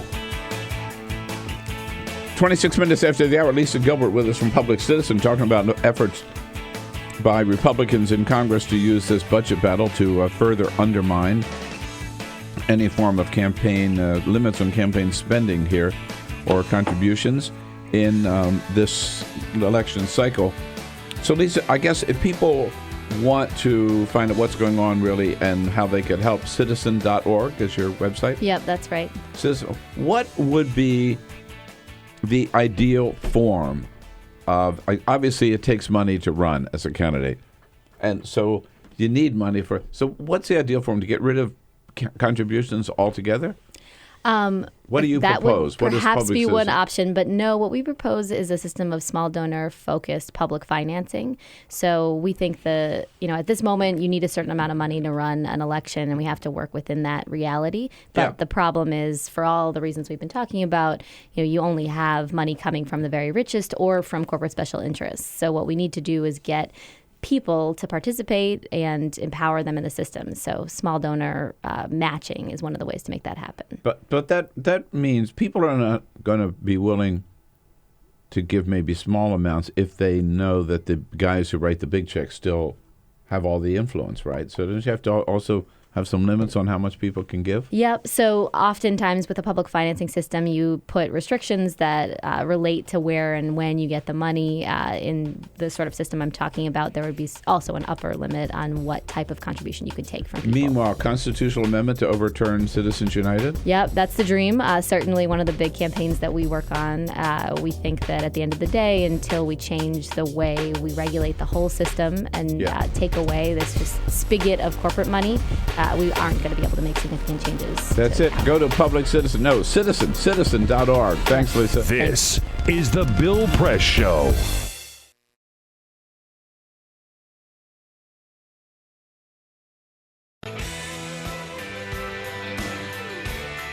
Neighbors, a little word about Free Speech TV. You know, it's that time of year. Our December pledge drive, very, very important before the end of the year. Your last chance to get a tax deduction for making a charitable contribution to our nonprofit Free Speech TV, and hope you take advantage of that. Come on, how much do you love us? Show me today. Let's make that $1,500 goal that we've got today. At least 15 of you with a pledge of $100 will put us over the top. And I got to tell you, we've been doing this now a couple of years now. It's the same with every pledge drive. I always start out really nice, we love you, you love us, show us how much you love us, give us a contribution, help keep Free Speech TV on the air. And you know what? It never works. Same thing. We're off to a slow start again.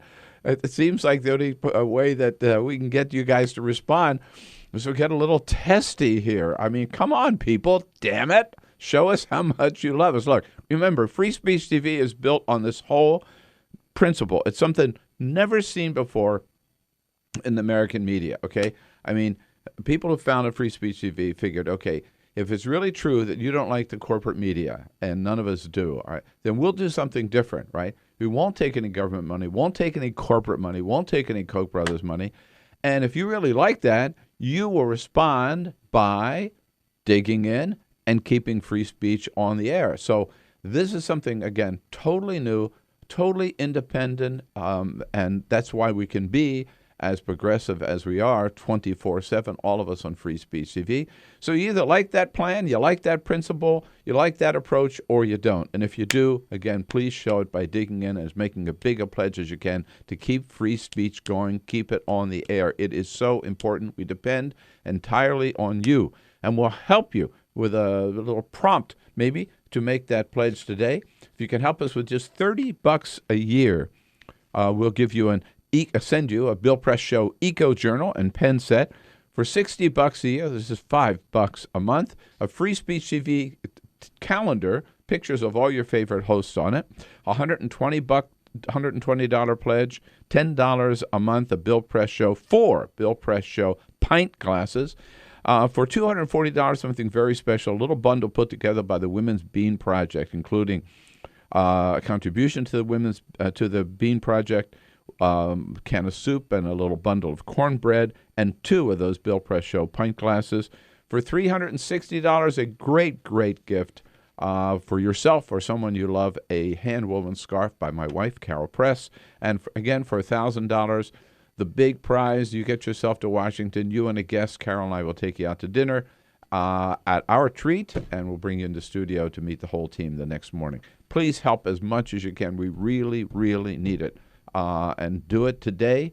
Take advantage of this end-of-the-year opportunity to get your taxes down a little bit by helping Free Speech TV. You know how to do it. Call 877-378-8669 or go to freespeech.org. Make your pledge today as generously as you can, and thank you.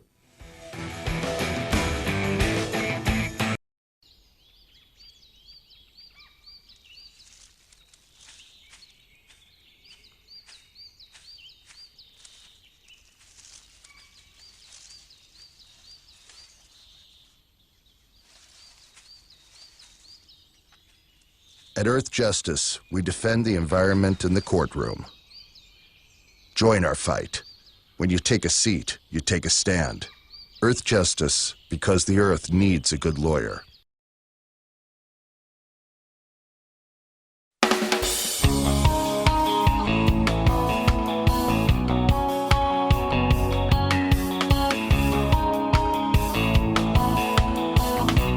Seen on Free Speech TV and online on TawkrTV. This is the Bill Press Show.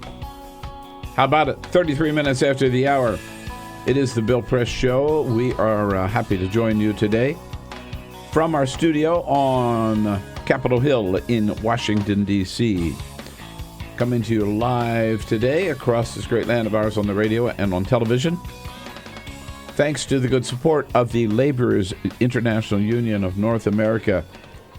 Under President Terry O'Sullivan, men and women of the Laborers Union, building America, building a better America. That's their website, LIUNA, LiunaBuildsAmerica.org. Check it out. We will be joined shortly by Senator Sherrod Brown from Ohio. In the meantime, we've been talking a lot this morning. Of course, everybody's talking still about, we're ready. All right. Okay. Sooner than we thought. We are proud to welcome back to the show our good friend and a hero to progressives throughout the country because of his leadership in the United States Senate. So that's the United States Senate, the good senator from Ohio, Senator Sherrod Brown. Hey, Senator, how are you? Good to be back. Thanks. Yeah, but good to have you back. I just, if I could interrupt for a second, my daughter just had a baby about an hour ago. Whoa! Get out of here. In Providence, Rhode Island. So up in Providence, huh? Great. Trying to get out of town and go see the baby whenever we're done here. So anyway. Congrats, Grandpa. Thanks. Pretty exciting. Thanks. That is very exciting. I have to ask you, as a grandfather, is this your first? This is our fifth. My man. daughter had a baby 3 months ago. We have from 7 down to 1 hour, I guess, or 2 hours, or whenever the baby was born exactly. Oh, that is very, very exciting, Senator. That's great, yeah. And you have grandchildren, Mr. Press. Are you old enough to have grandchildren, Mr. Press? Barely. We also have 5, Senator. Okay, cool. From 7 to 2 7-year-olds and 3 5-year-olds. So, as you know, I assume they weren't twins and triplets. There were twins in there. That's right. There were twins in there. Cool. But as you know, there's nothing like being a grandchild. It's the best way to enjoy children, right? Yes, it is. Yes, it is. Oh, that's great. There's an old Margaret Mead line that wisdom and knowledge are passed from grandparent to grandchild. That how important it is that grandparents get to know their grandchildren and vice versa. So anyway. There's another old line, I don't know who to attribute it to, that if I had known grandchildren were this much fun, I would have had them. I would have started with them, right? Yeah, all the 25-year-old producers are in the studio. You don't know what the hell you're talking about. That's right. All right. They'll get there. They'll get there. I never. By the way, I heard that before, and I never believed it until I had our first grandchild. Right. So there. All right. Now listen, we old farts can't be talking about our grandchildren this whole time here, but I want to get to some of the serious work of the Senate. But first, I've got to ask you: can you believe what Donald Trump proposed this week, and B, how Republicans are really afraid still to take him on and say they won't vote for him? Well, I can believe it because I see what they've done. I mean, they've been playing to this anti-Muslim bias for 15 years, Republicans have, and intensely the last couple of years. Most of the Republican presidential candidates, when talking about Syrian refugees, they'll say, we're only letting Christians in. I mean, they play to this hate in their party over and over and over again, and then they're shocked. They're oh so shocked when Donald Trump says more brazenly and more directly what they have been tiptoeing around. I mean, they've been blowing dog whistles, and he's actually dog barking the dog. If that was a pretty mixed metaphor. Let me try that again. But I mean, it's clear. It's clear I mean, they play. I mean, they're a party that's played to hate for so many years, and played to fear. And you can go back, not to make too much of this, but you go back to McCarthy days.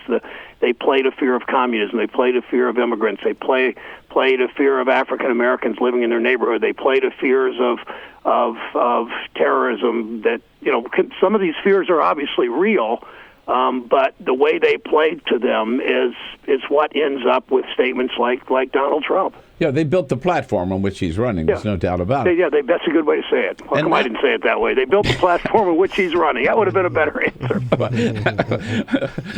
I'll just feed you all the lines I can. Thank you. I appreciate that. But then they, I mean, it really is scary. There was Rachel Maddow ran a piece of sort of the history of a bit of history of British Nazism, of the strain in Britain where demagogues did this pre-World War II, and you see these throughout countries' histories, and some major Republican, major conservative, Max Boot, who is one of the many of these neocon types, and he called Trump a fascist, and these guys are they play to this, they go right up to the edge, and then they're surprised when somebody takes one more step like Trump did. Right, and then starting with Mitch McConnell and Reince Priebus and all the rest, and Paul Ryan, they say, "Oh, this is terrible," but he said terrible. But of course, we'll still vote for him if he's the Republican nominee. Yeah, and they're all scared to death he runs as an independent. So. Right.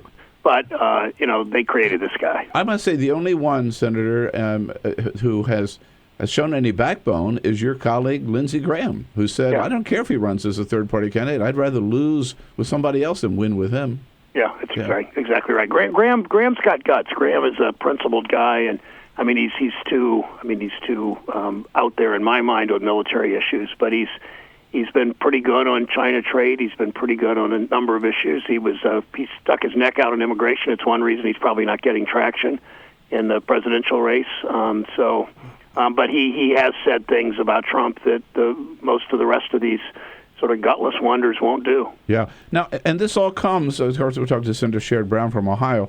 This all comes in the context of what the president talked about Sunday night, considering it a serious enough issue facing this country that he had to give an address from the Oval Office, is this dual threat of terrorism, both from ISIS overseas and from ISIS around the world and domestic terrorism here. As a progressive, we have to recognize this is a serious problem. So how do we approach it, Senator? Well, I think we do partly what the Senate Democratic leadership did this week. Those of this is a kind of inside baseball stuff, except it's the way that we need to do this. Every committee that deals with any issues like this came together and on what we do in response to ISIS. And my part of this legislation we introduced this week is how to use the banking system and the financial system around the world to dry up money for ISIS to fund itself. That's working. Using the powers of the American banking system, using the powers of our allies' banking systems, using what we can do with oil sanctions and other things to make sure that they just don't have the money to operate ISIS, because they do everything from rob banks to collect oil revenues to a whole host of other illegal and some legal activities, and we play hardball. That's part of our effort. It's also what we do with our military, not to send troops, but to do training and do, in some cases, providing arms. What we do better to equip our local police forces. To be able to prevent some of these actions. If local police local and FBI had been well enough trained, could they have stopped this several month effort of these two people in San Bernardino? They clearly were going to gun ranges. They were doing all kinds of social media conversations about what they were planning, or that they were planning something, and none of that was intercepted. We don't have the resources to do that. There's some things we can do there, and that's where our legislation is. This is very serious, and the country is very concerned. The country has a right to be concerned, but it really is up to law enforcement in a big part to help do this. Is there any support, or would you support ground troops against ISIS in Syria? I don't think that makes sense. It's possible down the road. That's something we do. The people that have called for ground troops, by and large, at least before Paris, for sure, were the same people that got us into the war in Iraq. It was the Lindsey Grahams of the world, and I said something nice about Lindsey. This is less nice about Lindsey, sure. But the same crowd that got us into the war in Iraq are the people that have called for combat troops there. And some ground forces of training is one thing, but combat is a whole another thing. And you also can look back, and this does us little good now, but if we had not gone into Iraq, this would be a very different-looking Middle East now, and who knows if ISIS would even exist if we hadn't done what we did by attacking Iraq and upheaval that came out of that. That story really has yet to be written, right? All the bad things that have happened, all of which can be traced to the war in Iraq, the decision to go there. It's useful. It's useful to think about. You also don't want to overlearn the stories of history, but it clearly puts up a cautionary note, and I think that's why the president has shown restraint in his demeanor and his actions. And I know that's no matter what he had said in that address, Republicans would have criticized him because they criticize everything. I went to the floor yesterday. There are 13 nominees that have come to the banking committee sent by the president. We've acted on none of them. I tried to get the chairman to act yesterday through a series of kind of procedural motions, figuring it would fail, and they did. But one of them is the Undersecretary of Treasury, Undersecretary for Terrorism and Financial Crimes. This is the guy that would do exactly what you were talking about. Yeah, exactly right. And he is working as acting Undersecretary, or Assistant Secretary, but he doesn't have the full force of the office. And the people he deals with, both our allies and those not our allies, know that he is actually temporary because we haven't confirmed him. So it's just these guys talk a good game about terrorism. They don't give the president the tools he needs to do what he needs to do. Yeah, Josh Earnest talked about him a couple of days ago in the in the White House briefing. Well, this holiday season, Senator, I've got to tell you, we don't have to wish you a Merry. You've had your Merry Christmas already. It's there, yeah. Just about an hour ago. That is really, really great. Again, we celebrate the good news for you. Have a great holiday season, and thank you so much for taking some time for us this morning. For sure. Thanks, Bill. Appreciate it. All right. Great friend, Senator Sherrod Brown from Ohio, and a great leader, made a real impact in the United States Senate. He makes us still proud of Ohio. Absolutely. We can sort of forget about John Boehner and John Kasich. we got Sherrod Brown. Follow us on Twitter @BP Show. This is the Bill Press Show. Hey, friends, a little time out here to talk about Free Speech TV. You know what they say. You've heard me say it before. There's no such thing as a free lunch, and there's no such thing as Free Speech TV either. Well, yes, there is. I mean, it is free to you, and what a deal. What a great deal every day, 24/7. The best progressive programming you can find anywhere, starting out with our show with Stephanie Miller and Tom Hartman and all the rest, Amy Goodman. And all of that coming out to you with the only progressive TV channel in this country that you can depend on day in and day out to bring you the news of the day and the progressive slant on the news of the day and give you a chance to express your opinions. Yes, all of that is free to you, but of course, it costs to get that out, to get us out to you, for us to join you every day, and that's where we depend on your help. And again, ask for your help at this time of the year. I told you before, and it's true, we just could not do it without you. Free Speech TV gets no government money, no corporate money, no Koch brothers money. We don't charge guests to be on the show. We don't charge anybody to be on the show. We just depend entirely on you. You are part of the team, and the important part of the team that keep us together every single day. So once again, at this time of the year, whether it's your Merry Christmas gift or your Happy Hanukkah gift, or just, make a tax-free contribution at the end of the year to lower your taxes kind of gift, whatever your motive. We hope it's just because you love all of us and you love this programming, and when you want to help it keep going.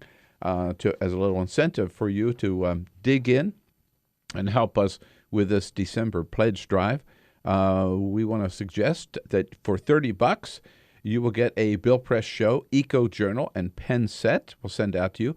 For $60, Free Speech TV calendar, pictures of all of your favorite hosts. For $120, 4 Bill Press Show pint glasses. For $240, a special charity to the Women's Bean Project, and you will get that calendar, a soup and a cornbread bundle, and 2 Bill Press Show pint glasses, a nice little package. Plus, part of that $240 will also go to Feeding America Project, the Women's Bean Project. For $360, a beautiful hand-woven Carol Press scarf. I wear one, and so does President Clinton, by the way. And for $1,000, you get yourself to Washington. Carol and I will have a good time. We'll take you out to dinner. One of our favorite restaurants on the Hill, and you can come in the next morning here and meet all of our team. So please, help us as much as you can. Try to make $1,500 every day here on the Bill Press Show. Give us a call at 877-378-8669 and make your pledge, or just go online to freespeech.org, and let's keep this great partnership going. Thank you.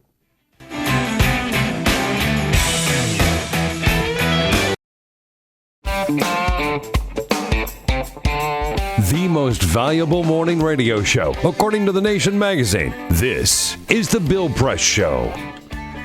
Hey, here we go. 12 minutes now before the top of the hour. Annie Lindsey from the Boston Globe joins us in the next hour as a friend of Bill, and we will welcome Congressman Ruben Gallego from Arizona to the studio for his first visit to the studio.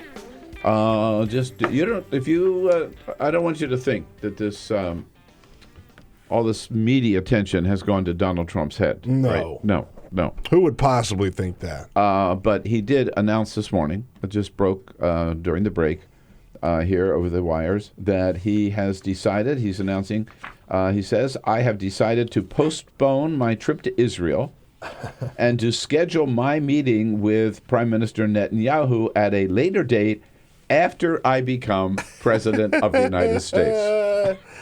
That's great. Yeah. If he waits for that, that is a meeting that is never going to take place. Donald. That's hilarious. Hate to tell you.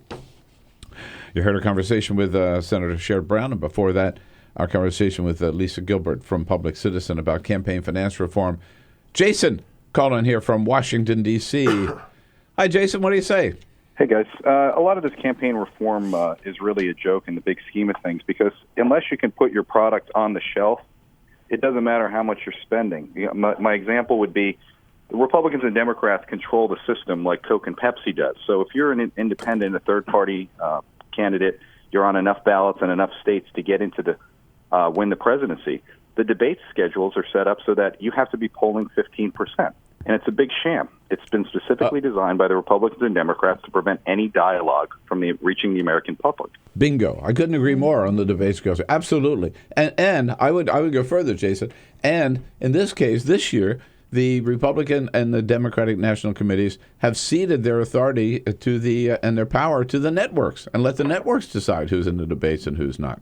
Right? Yeah. But no, that, to me, that does not obviate, though, the need for doing something about campaign finance reform so that independent candidates and people who are not billionaires have a chance to run. Well, I'll give you just one quick example. In the state of Virginia, they love using these poll numbers. Now, remember, I think it was Rasmussen or one of them said that they're no longer even going to be polling for presidential numbers anymore because they're unreliable. So what happens is the presidents of these debates, whether it be on a national level or on a state level, they're saying the poll, whoever's going to hold the debate, they're going to get to pick and choose which polls they use. So if one poll has the candidates winning, they'll just throw in a ringer of a low ball number. The Rob Sarvis, who ran as a libertarian in the state of Virginia, he had polls above 10%, but what happened was they threw in a poll that brought his number down to 9.6 and said, sorry, you can't compete in the governor's race. Right. Remember that happened to Carly Fiorina, on the Republican side. She complained about it, and that's how she ended up on the on the big stage. Now, Jason, you're absolutely right. We've railed about these debates. Martin O'Malley's the first one to raise the issue. It's happened on the Democratic side, particularly because they're having so few debates. Bernie Sanders joined him on that. And on the Republican side, it's been just as well. So you got Lindsey Graham kicked off the big stage. He belonged on the big stage. Yeah. It's crazy. Claire, and thanks, Jason, for the call. Claire in Madison, Wisconsin, 92.1 The Mic in Madison. Hi, Claire. Good morning, Bill and gang. Hey. I have a proposal. I think we should have, in addition to a Surgeon General, I think we need to get a Psychiatrist General on staff. And who might be the first person the Psychiatrist General would take a look at? Oh, maybe Donald Trump comes to mind, for one. Hello, that would be a full-time job, I think, Claire. Well, maybe what you're saying is there's no religious test for running for president, but maybe, and not an IQ test either, but how about a psychiatric test? Get checked out. Yeah. That's not a bad idea. Claire, I think you're onto something. Indeed. Unfortunately, Donald Trump might not be the only candidate who would who would not pass that test. I can think of a couple of them that failed that. I wouldn't bet on Ben Carson. Ben who? Whatever happened to him? President Obama, holiday spirit down at the White House. We'll tell you what's going on when we come back. Connect with The Bill Press Show on Twitter. Follow us at BP Show and tweet using the hashtag WatchingBP. This is The Bill Press Show.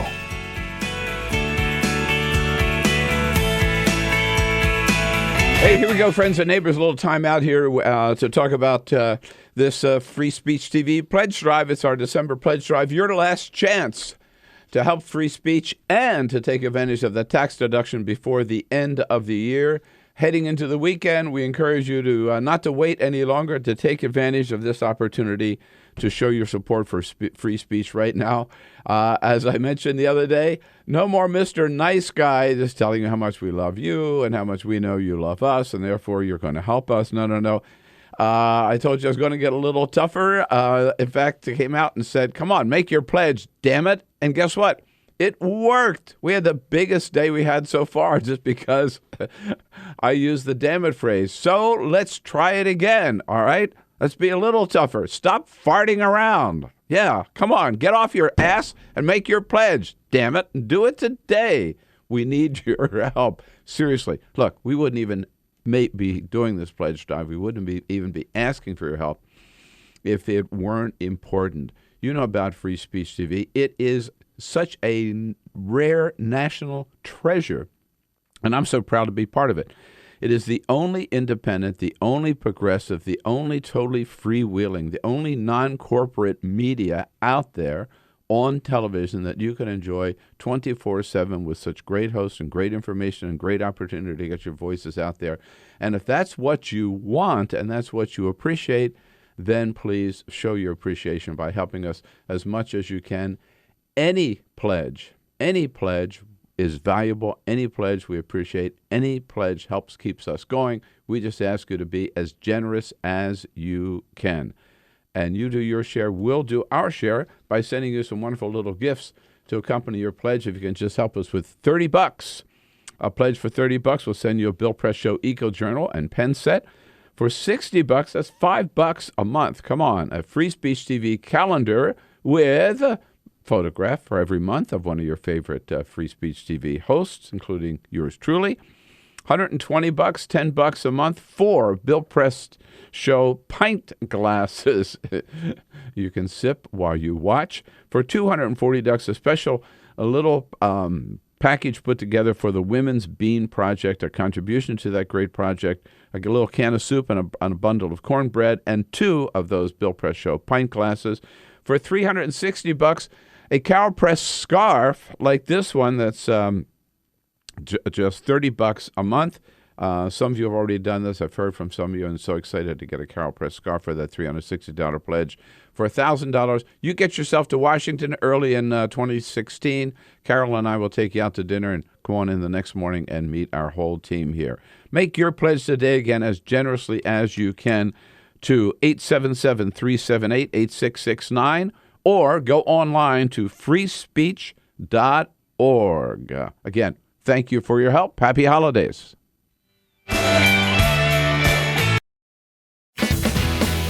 This is the Bill Press Show. All right, 3 minutes ago, before the top of the hour on this Thursday, December 10, President Obama, pretty light schedule at the White House today. You know, frankly, all of these days before Christmas are just filled with holiday receptions at the White House. Last night, the president had 2 back-to-back Hanukkah receptions in the state dining room.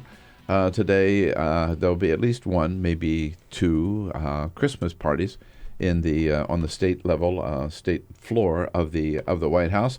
Other than that, at 11 o'clock this morning, the president is going to deliver remarks in the South Court Auditorium across the street from the White House and sign the Every Student Succeeds Act, which just passed Congress, cementing the progress made in elementary and secondary education over the last 7 years.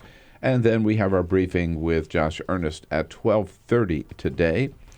Annie Lindsey from the Boston Globe will join us in the next hour as a friend of Bill. We'll start off taking a look at what Lindsey Graham is trying to tell Republicans to do about Donald Trump. And then we'll be joined by a rising star in the United States Congress, a member of the Progressive Caucus from Arizona, Congressman Ruben Gallego. Hour number 3 of this Thursday edition of the Bill Press Show coming up. Good reason to stay around. This is the Bill Press Show.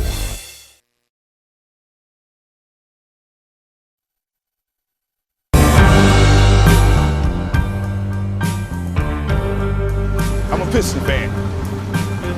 Their slogan was, "We come to work." That's what Detroit about. That's why they used it. It's a team thing. They won 2 championships, a team. There was no star. No mayor can come in here and be a star. It's a team thing. No governor should come in here and think you can do it by yourself. It's a team thing. You got communities. They got ideas too. The only thing wrong with Detroit, people have lost hope here. Residents, city workers, so much corruption, they lose hope. But I grew up here.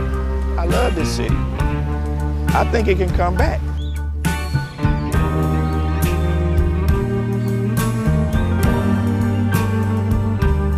I've been working for the city 24 and a half years. Within the last 10 years, we've took 4 pay cuts and then an additional 10% wage cut. I've lost a home. When you take all of the decisions out of the city of Detroit, all of us, then what do you have? Exactly what we got, a lot of problems. Every time the city seems to fall into a problem, it's always on the backs of us workers. You wake up out of a dead sleep and you jump behind the wheel and take off driving and try to get everybody there safe, not knowing really what you're pulling up to. I'm not eligible for Social Security, so the pension is my sole salary at this point. We've been in business here 39 years. We've seen a lot of changes in Detroit. The area was a lot of industry, a lot of city workers. It's getting very tough for the city workers. It's getting tough for us as a business people. Response times are increasing because of the closing of companies, which takes your insurance rate through the roof. So all the things that affect us affect the citizens. I worked for the city in different capacities for 29 years. I feel like an old jacket. They use me up and they throw me away. In my condition, nobody's gonna hire me. I'm 68 years old. Half the times, I can't get my blood pressure medicine. It's either feeding myself blood pressure or paying bills. $754. By the time they take all the deductions for I have my car insurance, my house insurance, and my health insurance taken out. So the time they take all that, I'll get about $300 after they take all that out. I don't understand it. I can't see how the governor's allowing this to happen and what they're doing and they want to blame it all on the seniors. Not only the seniors, but the city workers. And we worked hard. I know I worked hard. I've been in Detroit since 1946. I was 14 years old when I came in. I don't live large at all. I wish I could. I don't know when the last time I've been shopping. I only get $1,100 and I'm 81 years old. And I need every penny that I can get and that I do get. And I'm very, very upset about the idea of them taking away my pensions that I worked 30 years for.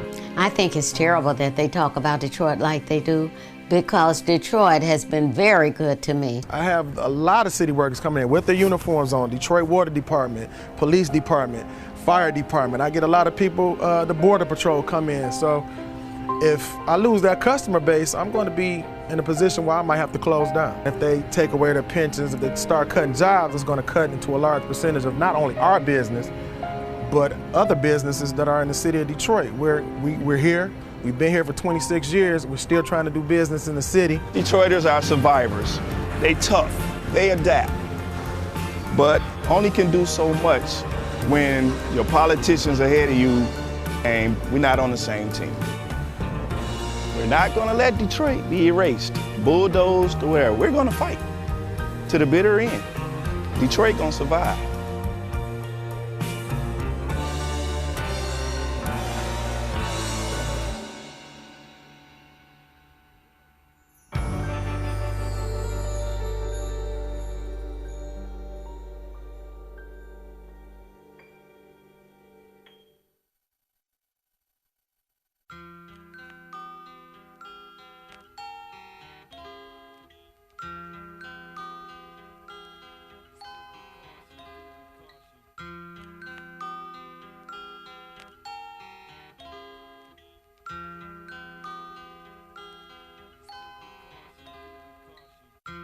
Just this month, my bill was like $138. Even at one phone call a week cost me $40 to $50 every month. I am living on a fixed income of SSI, justice is really a great hardship. Families are being punished. When they incarcerate your children, they incarcerate the whole family. In 2011, the Media Action Grassroots Network, Working Narratives, and Prison Legal News founded the Campaign for Prison Phone Justice, an effort to call on the FCC to address the cost of interstate phone calls. The campaign mobilized prisoners to send hundreds of letters. Advocates and families filled out postcards, met with elected officials, and signed petitions.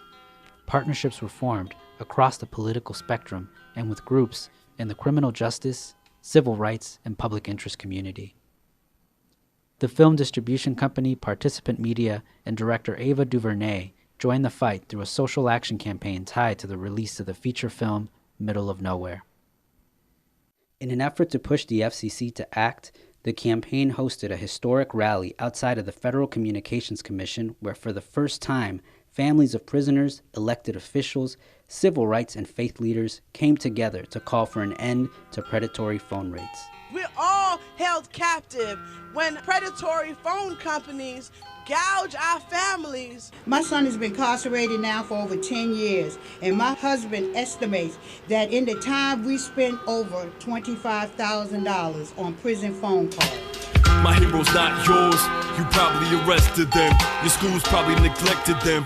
They spawn thoughts, you probably infected them. Feed us what you feed us, you can lay us next to them. FBI call it major crimes. Babies making babies cry.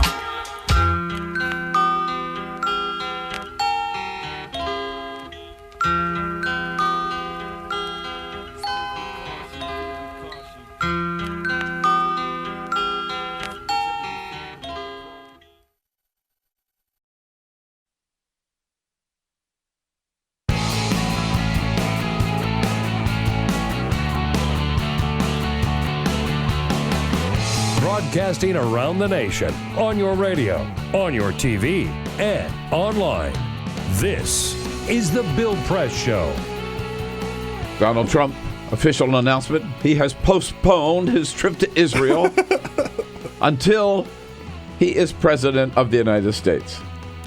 Well, BB, you don't have to worry about that meeting. Hello, everybody. What do you say? Thursday, December 10. Here we go. On the wild presidential campaign in 2016 on the Republican and the Democratic side, and other news of the day, we're here with you, and good to see you today, the Bill Press Show. Our home base is Washington, D.C. Don't hold that against us, please. We just happen to live here and work here, and bring you a little news from Washington. But we also cover everything else going on anywhere in the country, anywhere in the planet. And look forward to hearing from you wherever you happen to be in this great land of ours. We're there with you on the radio, and we're there with you on television, on the radio, on your local progressive talk radio station, or on one of the two great radio apps, TuneIn or iHeartRadio. Both of them are free. Download them, use them, follow us on the radio wherever you go. And we're there with you on television on Free Speech TV as well. Peter Ogburn and Jamie Benson leading our team for all of you. Hey, Bill. Good morning. Here we are. Made it through. Barely. Ray Rogers, she is here to take your calls, 866-55-PRESS. Looking at you, thanks to our videographer. No, I started to say Cyprian Bowling. He's out today. F is Monty Chancellor in today. And we couldn't get through this last hour together today without a little bit of help, a lot of help, actually. Annie Lindsey is here from the Boston Globe, national political reporter, is a friend of Bill for the entire hour. Annie, it's good to have you here. Hi, good to be here. How's everything going? Great. Do you like Middle Eastern food? I have some hummus from time to time. You do? Yes, I do. Well, you know, the thing about hummus, though, it's that terrorist group that we have to be very afraid of, too. I mean, at least Ben Carson doesn't know the difference between Hamas and hummus. I know you guys had fun with this last week when I was in here, but finally, Stephen Colbert caught up with it last night, I thought very effectively, about Ben Carson and hummus.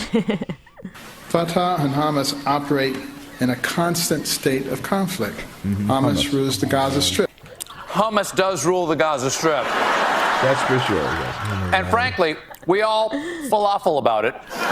Oh, and the efforts to fix it have been pitiful. No wonder they dominate the Baba Ganoush cycle. So I can just offer a tahini bit of perspective here. I believe America cannot take our security for pomegranate because terrorism is a greater threat than global shawarming. And if you think the situation is just going to go away, you're couscous. Driving it a little too far, but I think making the point, you would think. I mean, okay, with Ben Carson, he has to do something about his foreign policy creds because he was so bad in the debate. China's involved in Syria and all that kind of stuff. It obviously didn't know anything he was talking about. So he runs off to a refugee camp in Jordan to try to bolster his foreign. And then he gives this speech about Hamas and what we're going to do about terrorism. It's unbelievable. I mean, it's crazy, right? Like, I mean, this is a smart guy, though. I mean, he went to Yale. He's a brain surgeon. I mean, he is not an idiot. It just does get to how hard it is for him to communicate and articulate foreign policy concepts. He is smart. But foreign policy is a room that he has never walked in his life, and it shows. And what's even more telling and more dangerous for him, I think, and we've heard it from his own aides, is he does not want to walk in that room. And he will not walk in that room. And so he just wings it. I mean, he had to... Really wings it. One would think he had to have a briefing about the Middle East before he gave the speech, and one would think that his aides did say Hamas. Right? Well, they didn't say one would Hamas. hope, but he that speech not. that he read that from last week, it was at the Republican Jewish Coalition, and it read like he was just reading a Wikipedia entry. When he's talking to a group of people who are very sophisticated about the Middle East, and saying things like, there's a big geographic distinction between this place and this place, and just sort of giving them a roadmap that they have in their heads. Yes. You know what's interesting about Ben Carson? I know where Israel is. It was created in 1948. Exactly. I know. Yeah. But he is actually, my colleague Matt Visor is working on a story about this. He is actually Great guy. Wonderful guy. Ben Carson is actually one of the best traveled candidates on the Republican side, which is really surprising given his inability to really articulate a sort of a guiding. But here's the difference. A stamp on a passport. You have to get out of the Club Med once in a while. Right. You can't just go to the Club Med and say, hey, I've been to this country, right? Yeah. You were at the Club Med. No. It's not just the passport stamp. Right. All right. Annie here for the first half hour, and then we'll be joined by Congressman Ruben Gallego from Arizona. Look forward to meeting him. And we'll get right into the other news of the day. But first, Peter with the headlines. Is the Full Court Press. Yes, indeed. Just a couple of other stories making news. Yes. Thinking about going on vacation? Here's one place you should consider, going to Colorado. Now, we know a lot of people go to Colorado because of the pot tourism, and they've owned up to that, right? They say the pot tourism is fine. They welcome it. It's one of the big reasons people go there. Well, we now have some numbers to back that up. Yesterday, the Colorado Tourism Office unveiled their survey of people who traveled to Colorado and found out that 48% of people who traveled to Colorado went there or were influenced to go there by the fact that pot is legal, right? So when they had a series of cities to choose from, they could go to Disney World or, Las Vegas or Colorado. The fact that pot is legal in Colorado influenced their decision in 48% of the cases. Well, why else would you go to Colorado? Rocky Mountain, right? Skiing, hiking, beautiful God, let's get baked and watch reruns on TV in the hotel room. That's what I want to do. A new study by the Southern Poverty Law Center shows that Donald Trump is not only bad, he could be dangerous. They are seeing traffic surging to white supremacist websites, all looking for information on Donald Trump. The KKK, in fact, is even using Donald Trump as a talking point in its outreach efforts. When they're trying to bring people on board, they're saying, look at Donald Trump.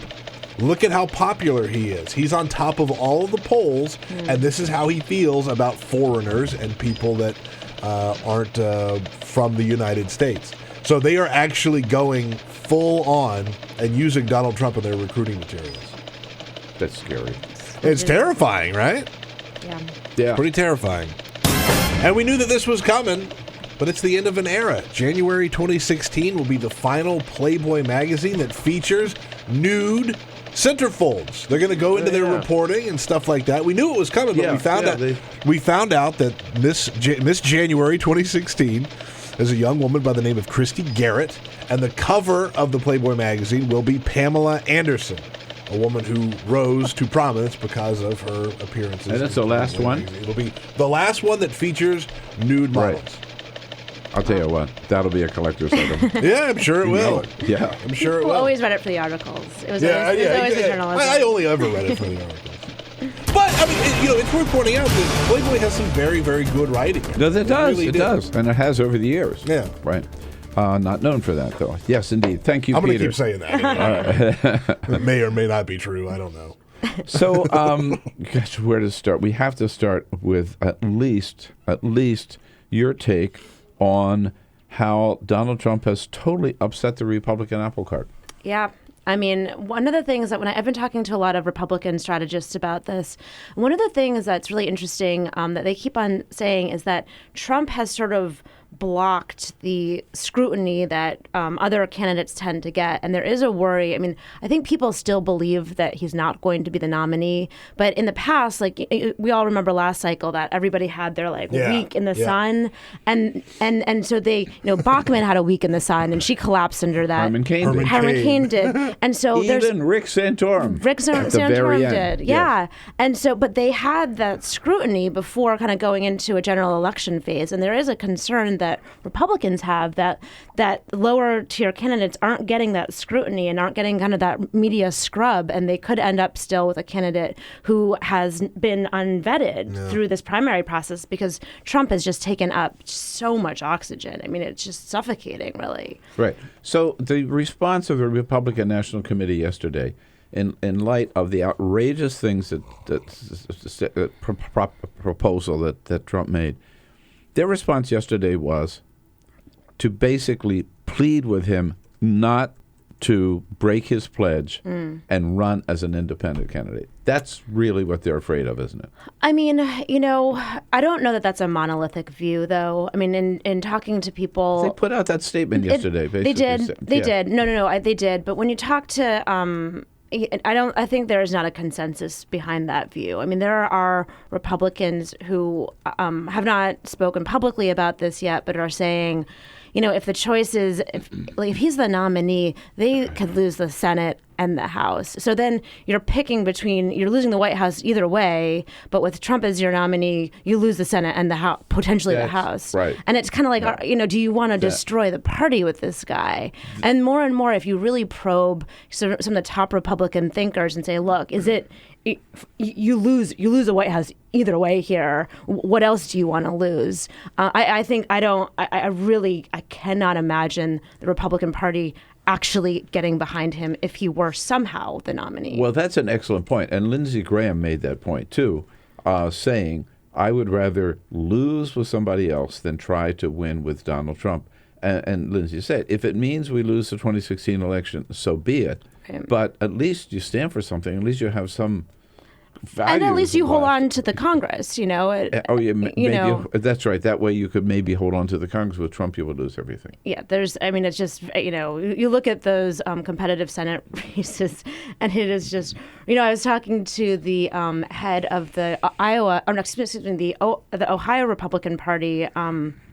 Actually, it was the head. It was the chairman of one of the top Ohio Republicans, and asking him about Trump. And at some point, I did just ask him, like, would you, if your choice is between Trump and Clinton, who do you pick? And he was just like, look, I don't want to have to answer that question, but it would not be Trump. And this is like one of the top Iowa. I keep doing this. This is one of the top Ohio Republicans. I mean, Ohio is a state that is a swing state that Republicans absolutely need. And if the establishment in that state is hesitating, you've got to wonder if it would be an absolute blowout. And then you have Mitch McConnell, who says, "Well, of course I'll support the Republican nominee. Like, it doesn't matter who it is." Right? Really? Well, Really? I mean, you don't believe in anything? You don't stand for anything? I just... Is he just saying that because... I Is Mitch McConnell I think dumb? that Republicans still really don't believe it will happen, and they kind of feel like they have to say it. I mean, again, everybody who I've really, really probed on this question off the record has always sort of paused, because that notion of losing it all is terrifying. I mean, and that's exactly what would happen. We have to remind ourselves that there is a Democratic primary, right? And we have to remind ourselves it ain't over. And we saw some signs of that yesterday. So, Annie, when we come back, I want to ask you about Bernie and Hillary. And Martin O'Malley. Right, why what not? The hell? Yes, exactly. Yeah. 19 minutes after the hour. Jump in on Trump, on Lindsey Graham, on Hillary, on Bernie, 866-55-PRESS. Get social with Bill Press. Like us at facebook.com/Bill Press Show. This is The Bill Press Show.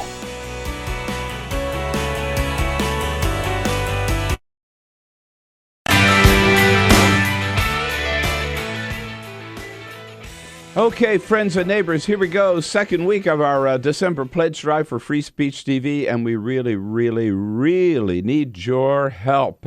We got a lot on our plate these days. December's a very busy time. I mean, you heard the president the other night. The president says we have to do everything we can to degrade and destroy ISIS. That's one big challenge.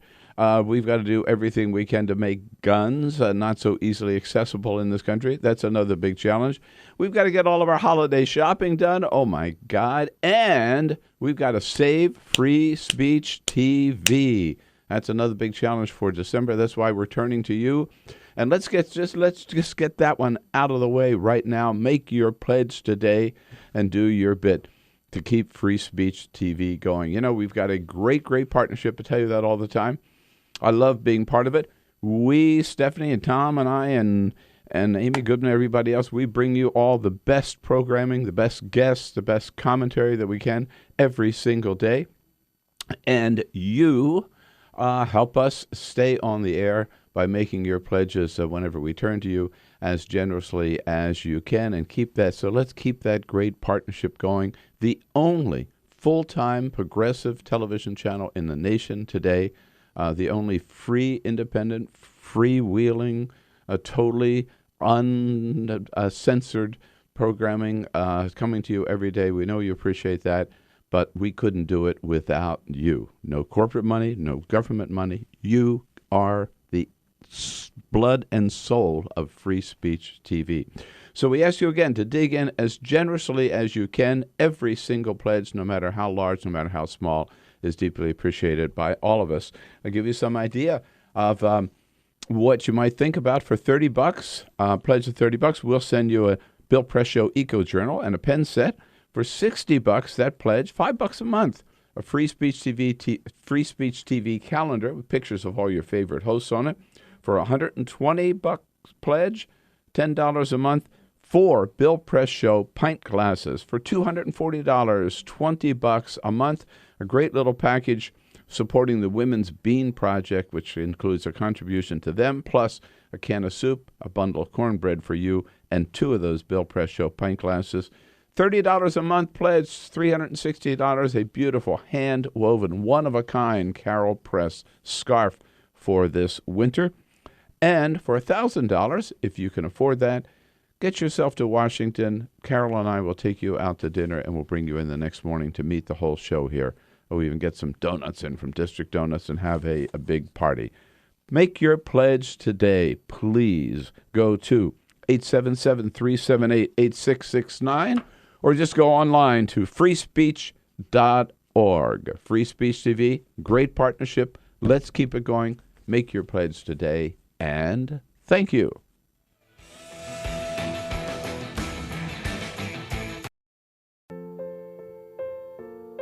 This is why you took a second job. While you taught yourself how to fix the plumbing. While you'll do whatever it takes to keep your home. And that is why we want to help. We are making home affordable, a free government resource that can make paying the mortgage easier. Call 888-995-HOPE today.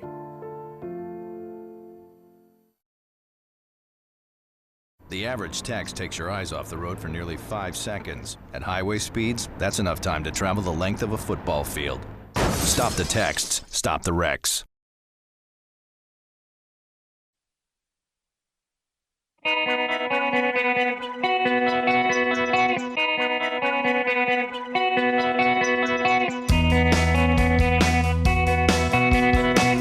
Help keep all the presidential candidates straight with your progressive headquarters for the 2016 election. This is the Bill Press Show.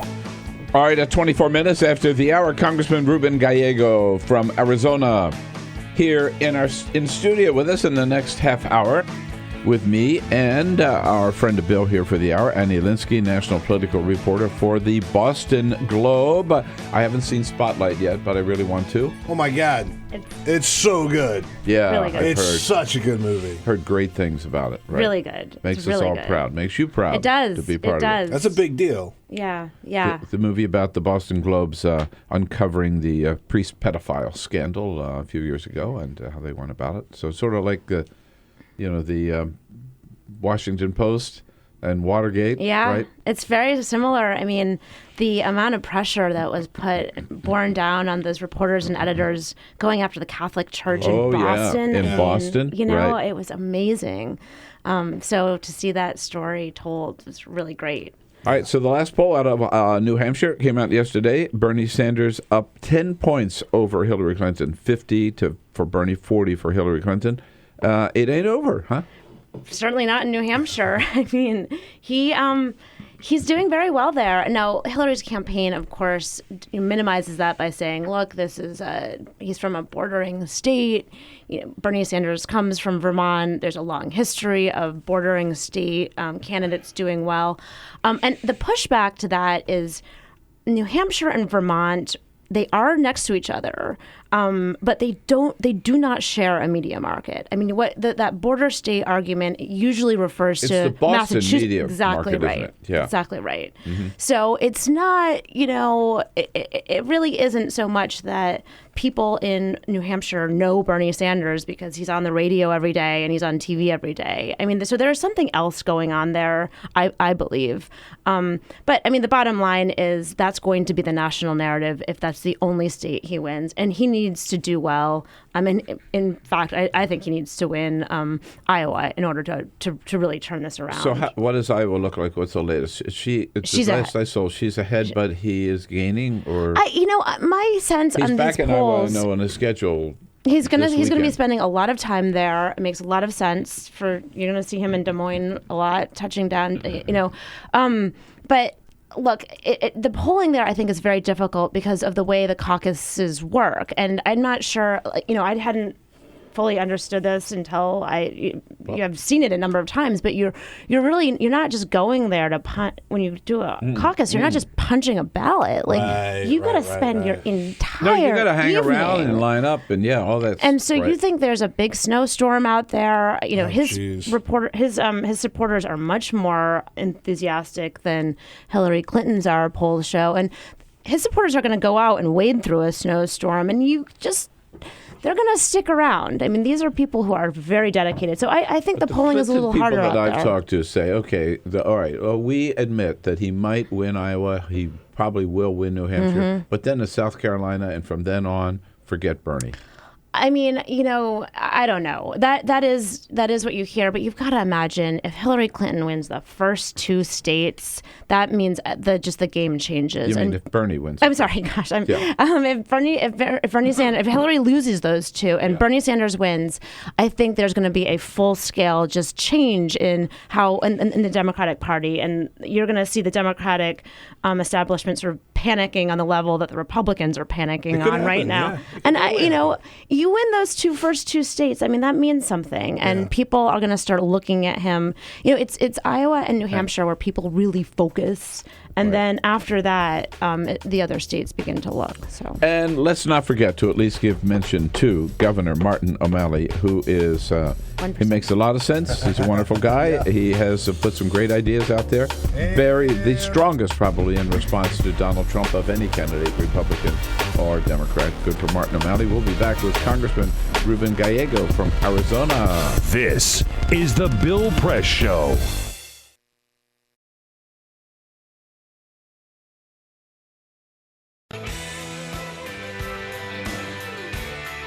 neighbors, a little word about Free Speech TV. You know, it's that time of year, our December pledge drive, very, very important before the end of the year. Your last chance to get a tax deduction for making a charitable contribution to our nonprofit Free Speech TV, and hope you take advantage of that.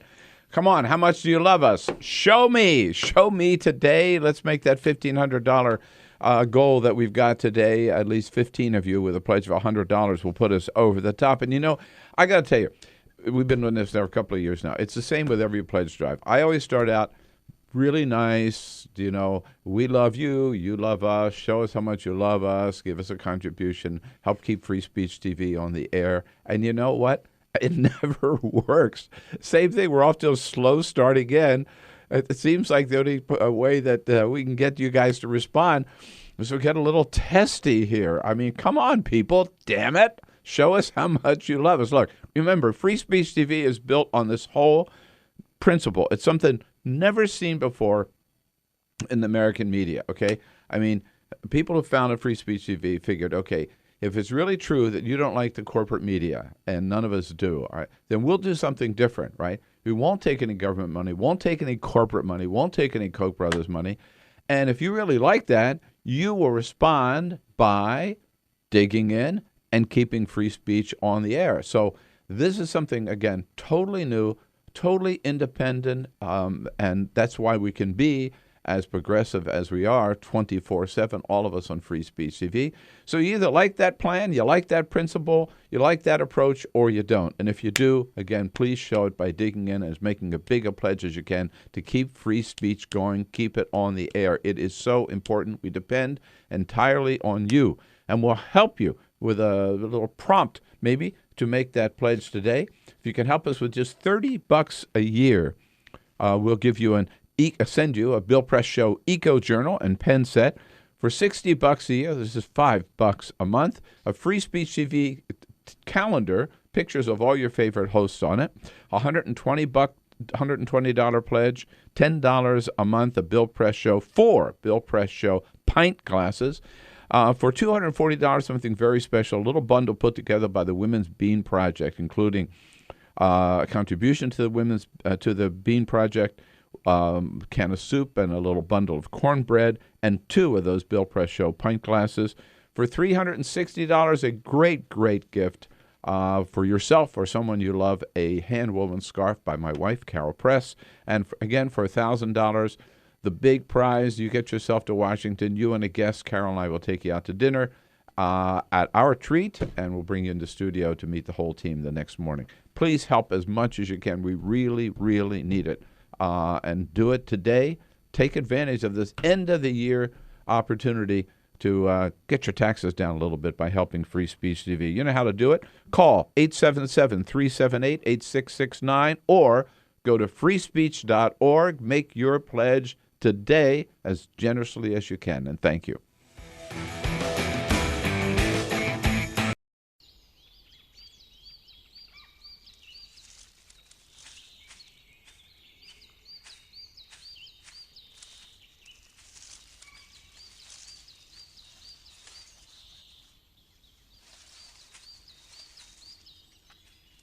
At Earth Justice, we defend the environment in the courtroom. Join our fight. When you take a seat, you take a stand. Earth Justice, because the Earth needs a good lawyer.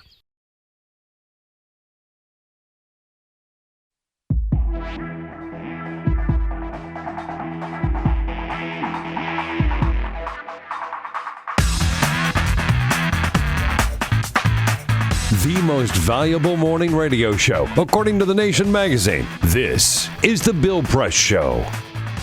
Here we go, 33 minutes after the hour now. This Thursday, December 10. Again, good to see you. Thank you for joining us on the radio, your local progressive talk radio station nationwide, and also coast to coast, looking at you on Free Speech TV. It's The Bill Press Show. Annie Lindsey from the Boston Globe, helping us out here this hour, the entire hour, as an FOB, a friend of Bill, and we are very pleased to welcome to the studio rising star in the Democratic Party, freshman member of Congress, a member of the Progressive Caucus in Congress, From the 7th District of Arizona, Congressman Ruben Gallego. Hey, Congressman, good to see you. Good to see you. Thank you for having me. Congratulations. Welcome. Thank you. What's your impression seeing this big Congress for the first year of your first term, huh? Well, it's very exciting, but also very scary in all regards, both personally and for the country sometimes. But, to be honest, I've actually met a lot of really great people, both Democrats and Republicans, and I think a lot of the members of Congress here want to do the best for the country. But, at times it is frustrating being down there. Do people look at you and say, really, a Democrat from Arizona? Oh, all the time. All the time, yeah. Right. How did that happen? Well, Arizona actually has some really nice bright blue areas, and we're growing. It's a growing Latino population. There's a lot of young families moving in there from all over the country that want to see good investments in their communities. I represented an area that is that area that is working to basically expand what we think of the middle class. It's a lot of Latino families there, and I basically started as an activist many years ago, pushing back against some of the kind of hateful rhetoric that you find, especially against Latinos, that was being pushed out by mostly the Republican Party at that point. Eventually just kind of evolved into running for office, and then at some point I just got on this roller coaster, ended up in Congress 4 years later. So after serving 4 years in the Arizona House, yes. Arizona State House, right? What's the Latino makeup of your district? It's about 62%. Is that right? Yep. Wow. And statewide, you're not a majority-minority state no, yet, but are you? we're pretty like close. California is, right. We're about almost 40% statewide minority, and we're about 30% Latino statewide. So and growing. So immigration reform, it must be frustrating that this Congress won't even deal with the issue, right? Well, it's very cynical, and because in all regards, the Republicans know that the best thing they could ever do politically for themselves is to not pass immigration reform, because they can basically keep going back to this boogeyman to their base and saying, well, you need to keep bringing us back, because if not, immigration reform is going to happen. Then at the same time, they go and speak to a lot of immigration activists and say, well, we could do something, but the Democrats just refuse to work for us or work with us, or we don't trust the president. This is why we won't do it. And so it's just this two-step dance that they keep doing, and I'm hoping at some point the dance actually ends and it runs out. When could that be? I mean, it would have to be after the election, right? Well, that's the problem. We that were involved in immigration reform and we're immigration advocates, have been always hearing the same thing after this election, after that election, after this election. Right. Like, well, there's always elections. Heck, at some point they're going to start saying, well, this is going to affect municipal elections. You have to wait till after municipal elections. I mean, there's always an excuse. And I think the time is running out. And look, you poll Americans. Americans want immigration reform. They understand comprehensive immigration reform. They believe that's a good pathway. The problem is that the Republican base, the primary voter, the person that comes out and votes in these Republican congressional primaries, is absolutely against comprehensive immigration reform, and that's what's stalling everything. Well, and you mentioned it works for them in the short term, right? But in the long term, it's the worst thing for the Republican Party. Well, I think in the long term, it makes it more difficult. Yeah, it makes it more difficult for them to win national elections. But at the same time, you have a lot of gerrymandered congressional districts where Republican conservatives, all they have to do is speak to their Tea Party base. It'll help us win some Senate seats, but Latinos are concentrated in certain areas. But we may not be able to win in some Senate seats because there aren't that many Latinos, or unless this becomes such a national issue on the progressive side that people really care about this strongly, that aren't Latino or aren't immigrants. Now, I'm remembering Lindsey Graham saying after getting wiped out in the Latino vote in 2012, he said, unless we not just support but take the lead on immigration reform, it will be in a death spiral for the Republican Party and never be able to capture the White House, which may be true. I hope it is true. Yeah, right. I mean, it's one of the things that we saw in Arizona is the way we were able to kind of change the narrative on immigration policy in Arizona is that when we started winning elections, because we voted out members of the state house and state senate that were anti-Latino and were using harmful rhetoric, it actually changed the rhetoric of the Republican Party in the state, and that changed a lot of the actual, vociferous voices that were out there that were really, really harsh about immigration and the border and issues like that. Right. Congressman Ruben Gallego with us from the 7th District of Arizona. You think of Arizona as a red state. You think of Arizona as a state where there's probably very strong support for the NRA and for the most liberal, if not progressive, but widespread, if you will, interpretation of the Second Amendment. I know this is an important issue for you. I was looking at your website where you really very strongly feel about closing the gun loopholes, for example. How does that play in your district and in Arizona in general? Well, it plays very well in my district, and it plays very well in general because it's just a common sense issue. If we aren't allowing you to fly, why would we give you a deadly weapon, especially weapons that are designed to harm other people? And it's not just guns. It's also bomb-making material, which you can also buy in the open market. I think people forget that. But if you poll NRA members, it pulls through the roof. I served in the Marines for many years. I talk to my Marine friends that I serve with, and I tell them about this, and they're just this doesn't pass the common sense test. I think it's going to grow and grow. We're going to have to keep pushing other members of Congress for them to recognize that this is something that actually matters. But gun control is a very sensitive issue in Arizona, but also in terms of something that we desperately need. I mean, we saw what happened to Congresswoman Gabby Giffords. It really shocked Arizona.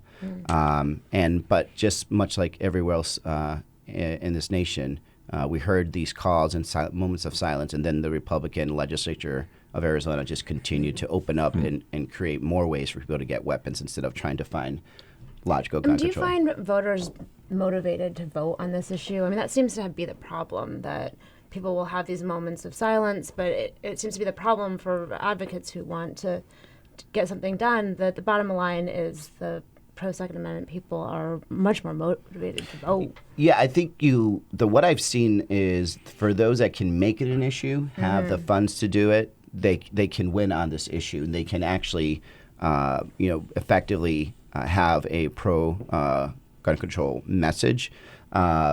And you actually see that across the country. There was, a couple of years ago, there was a Democratic member of Congress that was taken out in a primary because he wasn't sufficiently pro-gun control. So it does occur, but you have to have the funds to get your message out. And many times, it's the NRA that actually has the money for the messaging in some of these districts. But what I've seen, whenever you talked about it, I talked a lot about it during my primary. It can make a difference, but you have to be able to get your message out, much like anything else.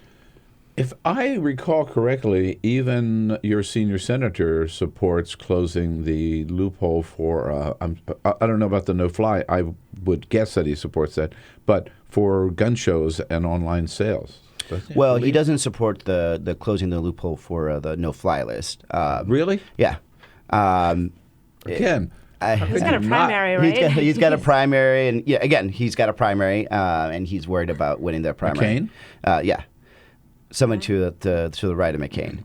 And in the past, he has been for different types of background checks. But, to be honest, McCain has been all over the issue, over all the issues. I mean, he's been pro-immigration reform, anti-immigration reform, pro-immigration reform. Well, that depends on who the president is. But it also depends who's primarying him. A couple years ago, he was on in a commercial saying, build a dang wall, and then, 2 months later, he was trying to pass comprehensive immigration reform, and then 2 years after that, he hasn't done anything for it. So he's all over the place. Is that a state is there a Democratic candidate that would be, I don't know, make that a competitive state at all? Well, absolutely.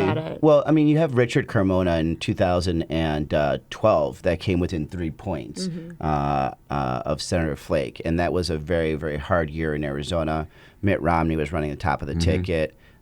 Jeff Flake, is still a very popular member of the Senate, and at that point a member of Congress, ran, and Carmona came within 3 points in a race that was fairly underfunded. So you can, Ann Kirkpatrick is the type of person that has that kind of personality.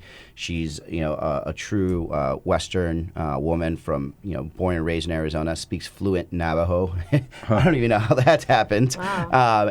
She's just a great member of Congress, and I think she's going to really make this a competitive seat. Will there be a vote? I know we have very few days left before the Christmas break. Will there be a vote in the next few days on the no-fly?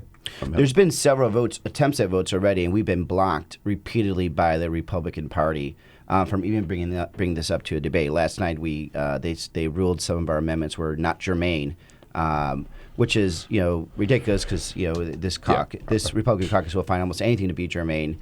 A couple of days after a mass shooting, they can't find a way to bring this really important bill down. They certainly moved like greased lightning when dealing with Syrian refugees, even though there was no data, nothing to prove that Syrian refugees were at all involved in the Paris attack. But when it comes to this, because they're responding to the NRA lackeys, they're not going to move that fast. Right. If at all. Right. Congressman Ruben Gallego here from the 7th District of Arizona, and Iliski from the Boston Globe. Your questions, your comments for a good member of Congress here. Now's your chance at 866-55-PRESS. More issues in front of Congress coming up with a good congressman. Follow us on Twitter at BP Show. This is The Bill Press Show.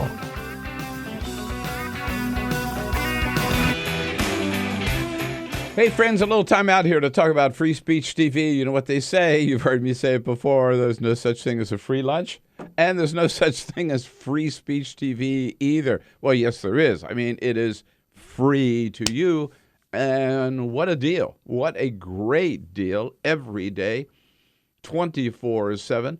The best progressive programming you can find anywhere, with starting out with our show and Stephanie Miller and Tom Hartman and all the rest, Amy Goodman. And all of that coming out to you with the only progressive TV channel in this country that you can depend on day in and day out to bring you the news of the day and the progressive slant on the news of the day and give you a chance to express your opinions. Yes, all of that is free to you, but of course, it costs to get that out, to get us out to you, for us to join you every day, and that's where we depend on your help. And again, ask for your help at this time of the year. I told you before, and it's true, we just could not do it without you. Free Speech TV gets no government money, no corporate money, no Koch brothers money. We don't charge guests to be on the show. We don't charge anybody to be on the show. We just depend entirely on you. You are part of the team, and the important part of the team that keep us together every single day. So once again, at this time of the year, whether it's your Merry Christmas gift or your Happy Hanukkah gift, or just, make a tax-free contribution at the end of the year to lower your taxes kind of gift, whatever your motive, we hope it's just because you love all of us and you love this programming, and when you want to help it keep going. As a little incentive for you to dig in and help us with this December pledge drive, we want to suggest that for $30, you will get a Bill Press Show Eco Journal and pen set. We'll send out to you. For $60, Free Speech TV calendar, pictures of all of your favorite hosts. For $120, 4 Bill Press Show pint glasses.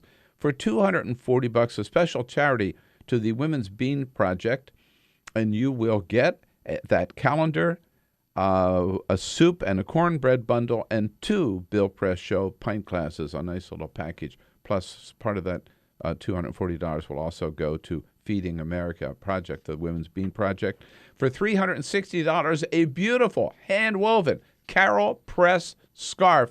I wear one, and so does President Clinton, by the way. And for $1,000, you get yourself to Washington. Carol and I will have a good time. We'll take you out to dinner. One of our favorite restaurants on the Hill, and you can come in the next morning here and meet all of our team. So please, help us as much as you can. Try to make $1,500 every day here on the Bill Press Show. Give us a call at 877-378-8669 and make your pledge, or just go online to freespeech.org, and let's keep this great partnership going. Thank you.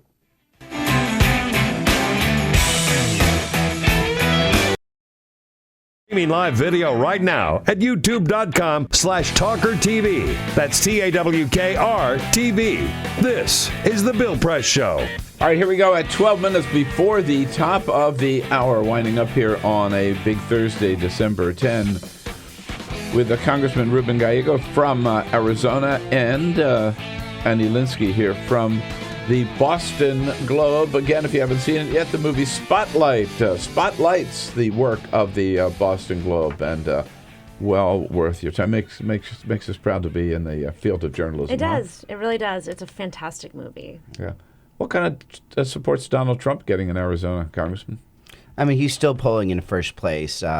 It's primary voters make up these elections, and he's speaking to that base with his rhetoric, whether it's against Latinos or now against our Muslim community. Yeah, and speaking of the reaction to his comments about the Muslim community and the reaction of too many Americans who support him, as far as I'm concerned, what is the feeling in Congress about this fight against ISIS, which the president talked about like last Sunday? Let's start with the authorization for the use of military force. I mean, the president was saying, if we really are going to be serious about taking on ISIS, I asked you over a year ago for authority to go after them militarily.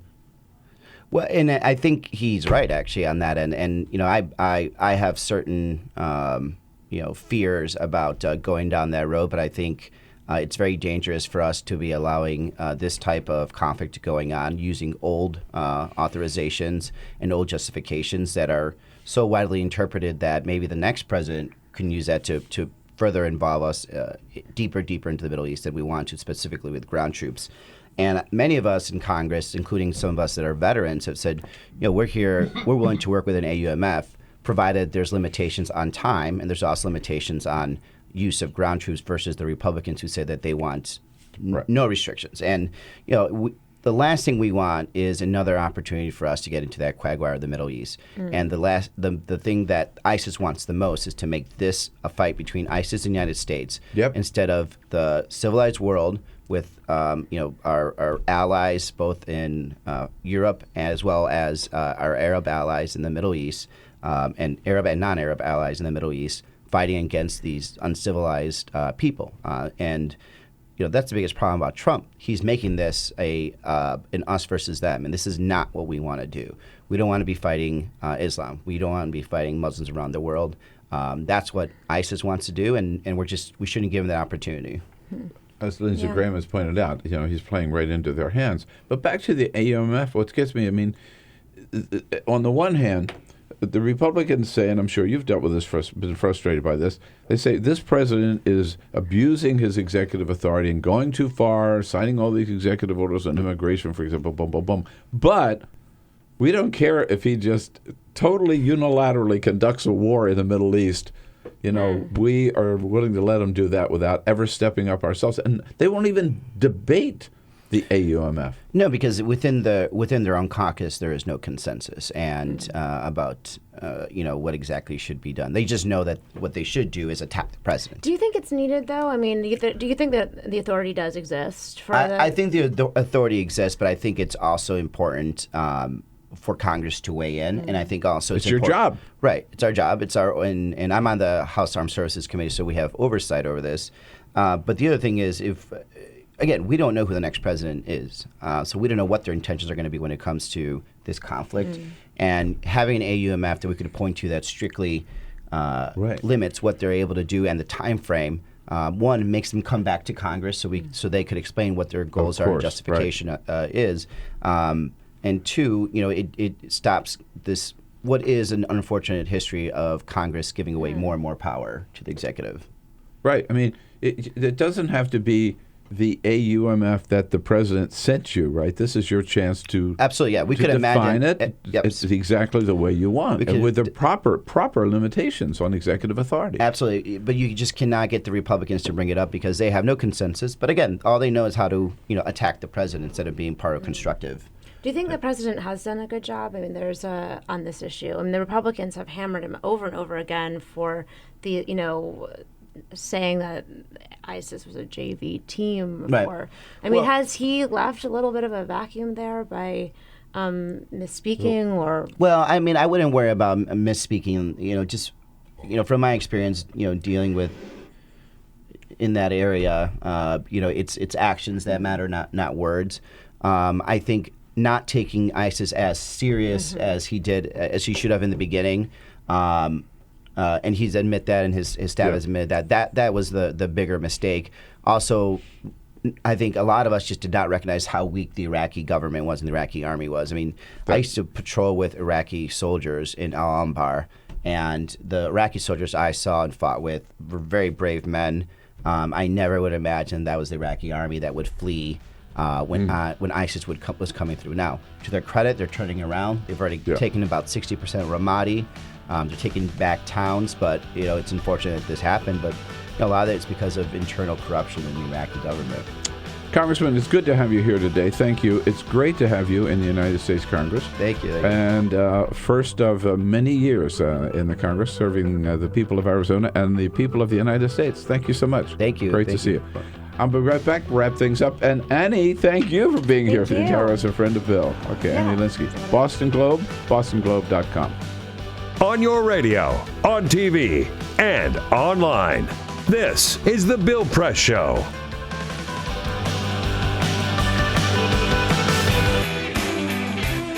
Hey, friends, a little time out here to talk about Free Speech TV. You know what they say. You've heard me say it before. There's no such thing as a free lunch. And there's no such thing as Free Speech TV either. Well, yes, there is. I mean, it is free to you. And what a deal. What a great deal every day, 24/7. The best progressive programming you can find anywhere, with starting out with our show with Stephanie Miller and Tom Hartman and all the rest, Amy Goodman, and all of that coming out to you with the only progressive TV channel in this country that you can depend on day in and day out to bring you the news of the day and the progressive slant on the news of the day and give you a chance to express your opinions. Yes, all of that is free to you, but of course, it costs to get that out, to get us out to you, for us to join you every day, and that's where we depend on your help. And again, ask for your help at this time of the year. I told you before, and it's true, we just could not do it without you. Free Speech TV gets no government money, no corporate money, no Koch brothers money. We don't charge guests to be on the show. We don't charge anybody to be on the show. We just depend entirely on you. You are part of the team, and the important part of the team that keep us together every single day. So once again, at this time of the year, whether it's your Merry Christmas gift or your Happy Hanukkah gift, or just make a tax-free contribution at the end of the year to lower your taxes kind of gift, whatever your motive. We hope it's just because you love all of us and you love this programming, and when you want to help it keep going. As a little incentive for you to dig in and help us with this December pledge drive, we want to suggest that for $30, you will get a Bill Press Show Eco Journal and pen set. We'll send out to you. For $60, Free Speech TV calendar, pictures of all of your favorite hosts. For $120, 4 Bill Press Show pint glasses. For $240, a special charity to the Women's Bean Project, and you will get that calendar, a soup and a cornbread bundle, and 2 Bill Press Show pint glasses, a nice little package. Plus, part of that $240 will also go to Feeding America Project, the Women's Bean Project. For $360, a beautiful hand-woven Carol Press scarf. You know, I wear one, and so does President Clinton, by the way. And for $1,000, you get yourself to Washington. Carol and I will have a good time. We'll take you out to dinner, one of our favorite restaurants on the Hill, and you can come in the next morning here and meet all of our team. So please, help us as much as you can. Try to make $1,500 every day here on the Bill Press Show. Give us a call at 877-378-8669 and make your pledge, or just go online to freespeech.org, and let's keep this great partnership going. Thank you.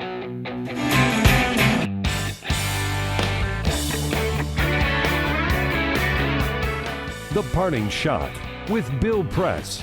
This is the Bill Press Show. Oh, boy, we ran out of time for a parting shot there, visiting with our good congressman from Arizona. So let's just say have a great Thursday. Make the most of it. And come back and see us again tomorrow. Sabrina Siddiqui here as a friend of Bill tomorrow, joined by Evan McMorris Santoro. How about that? What a great lineup. Come back tomorrow because you know this is the Bill Press Show.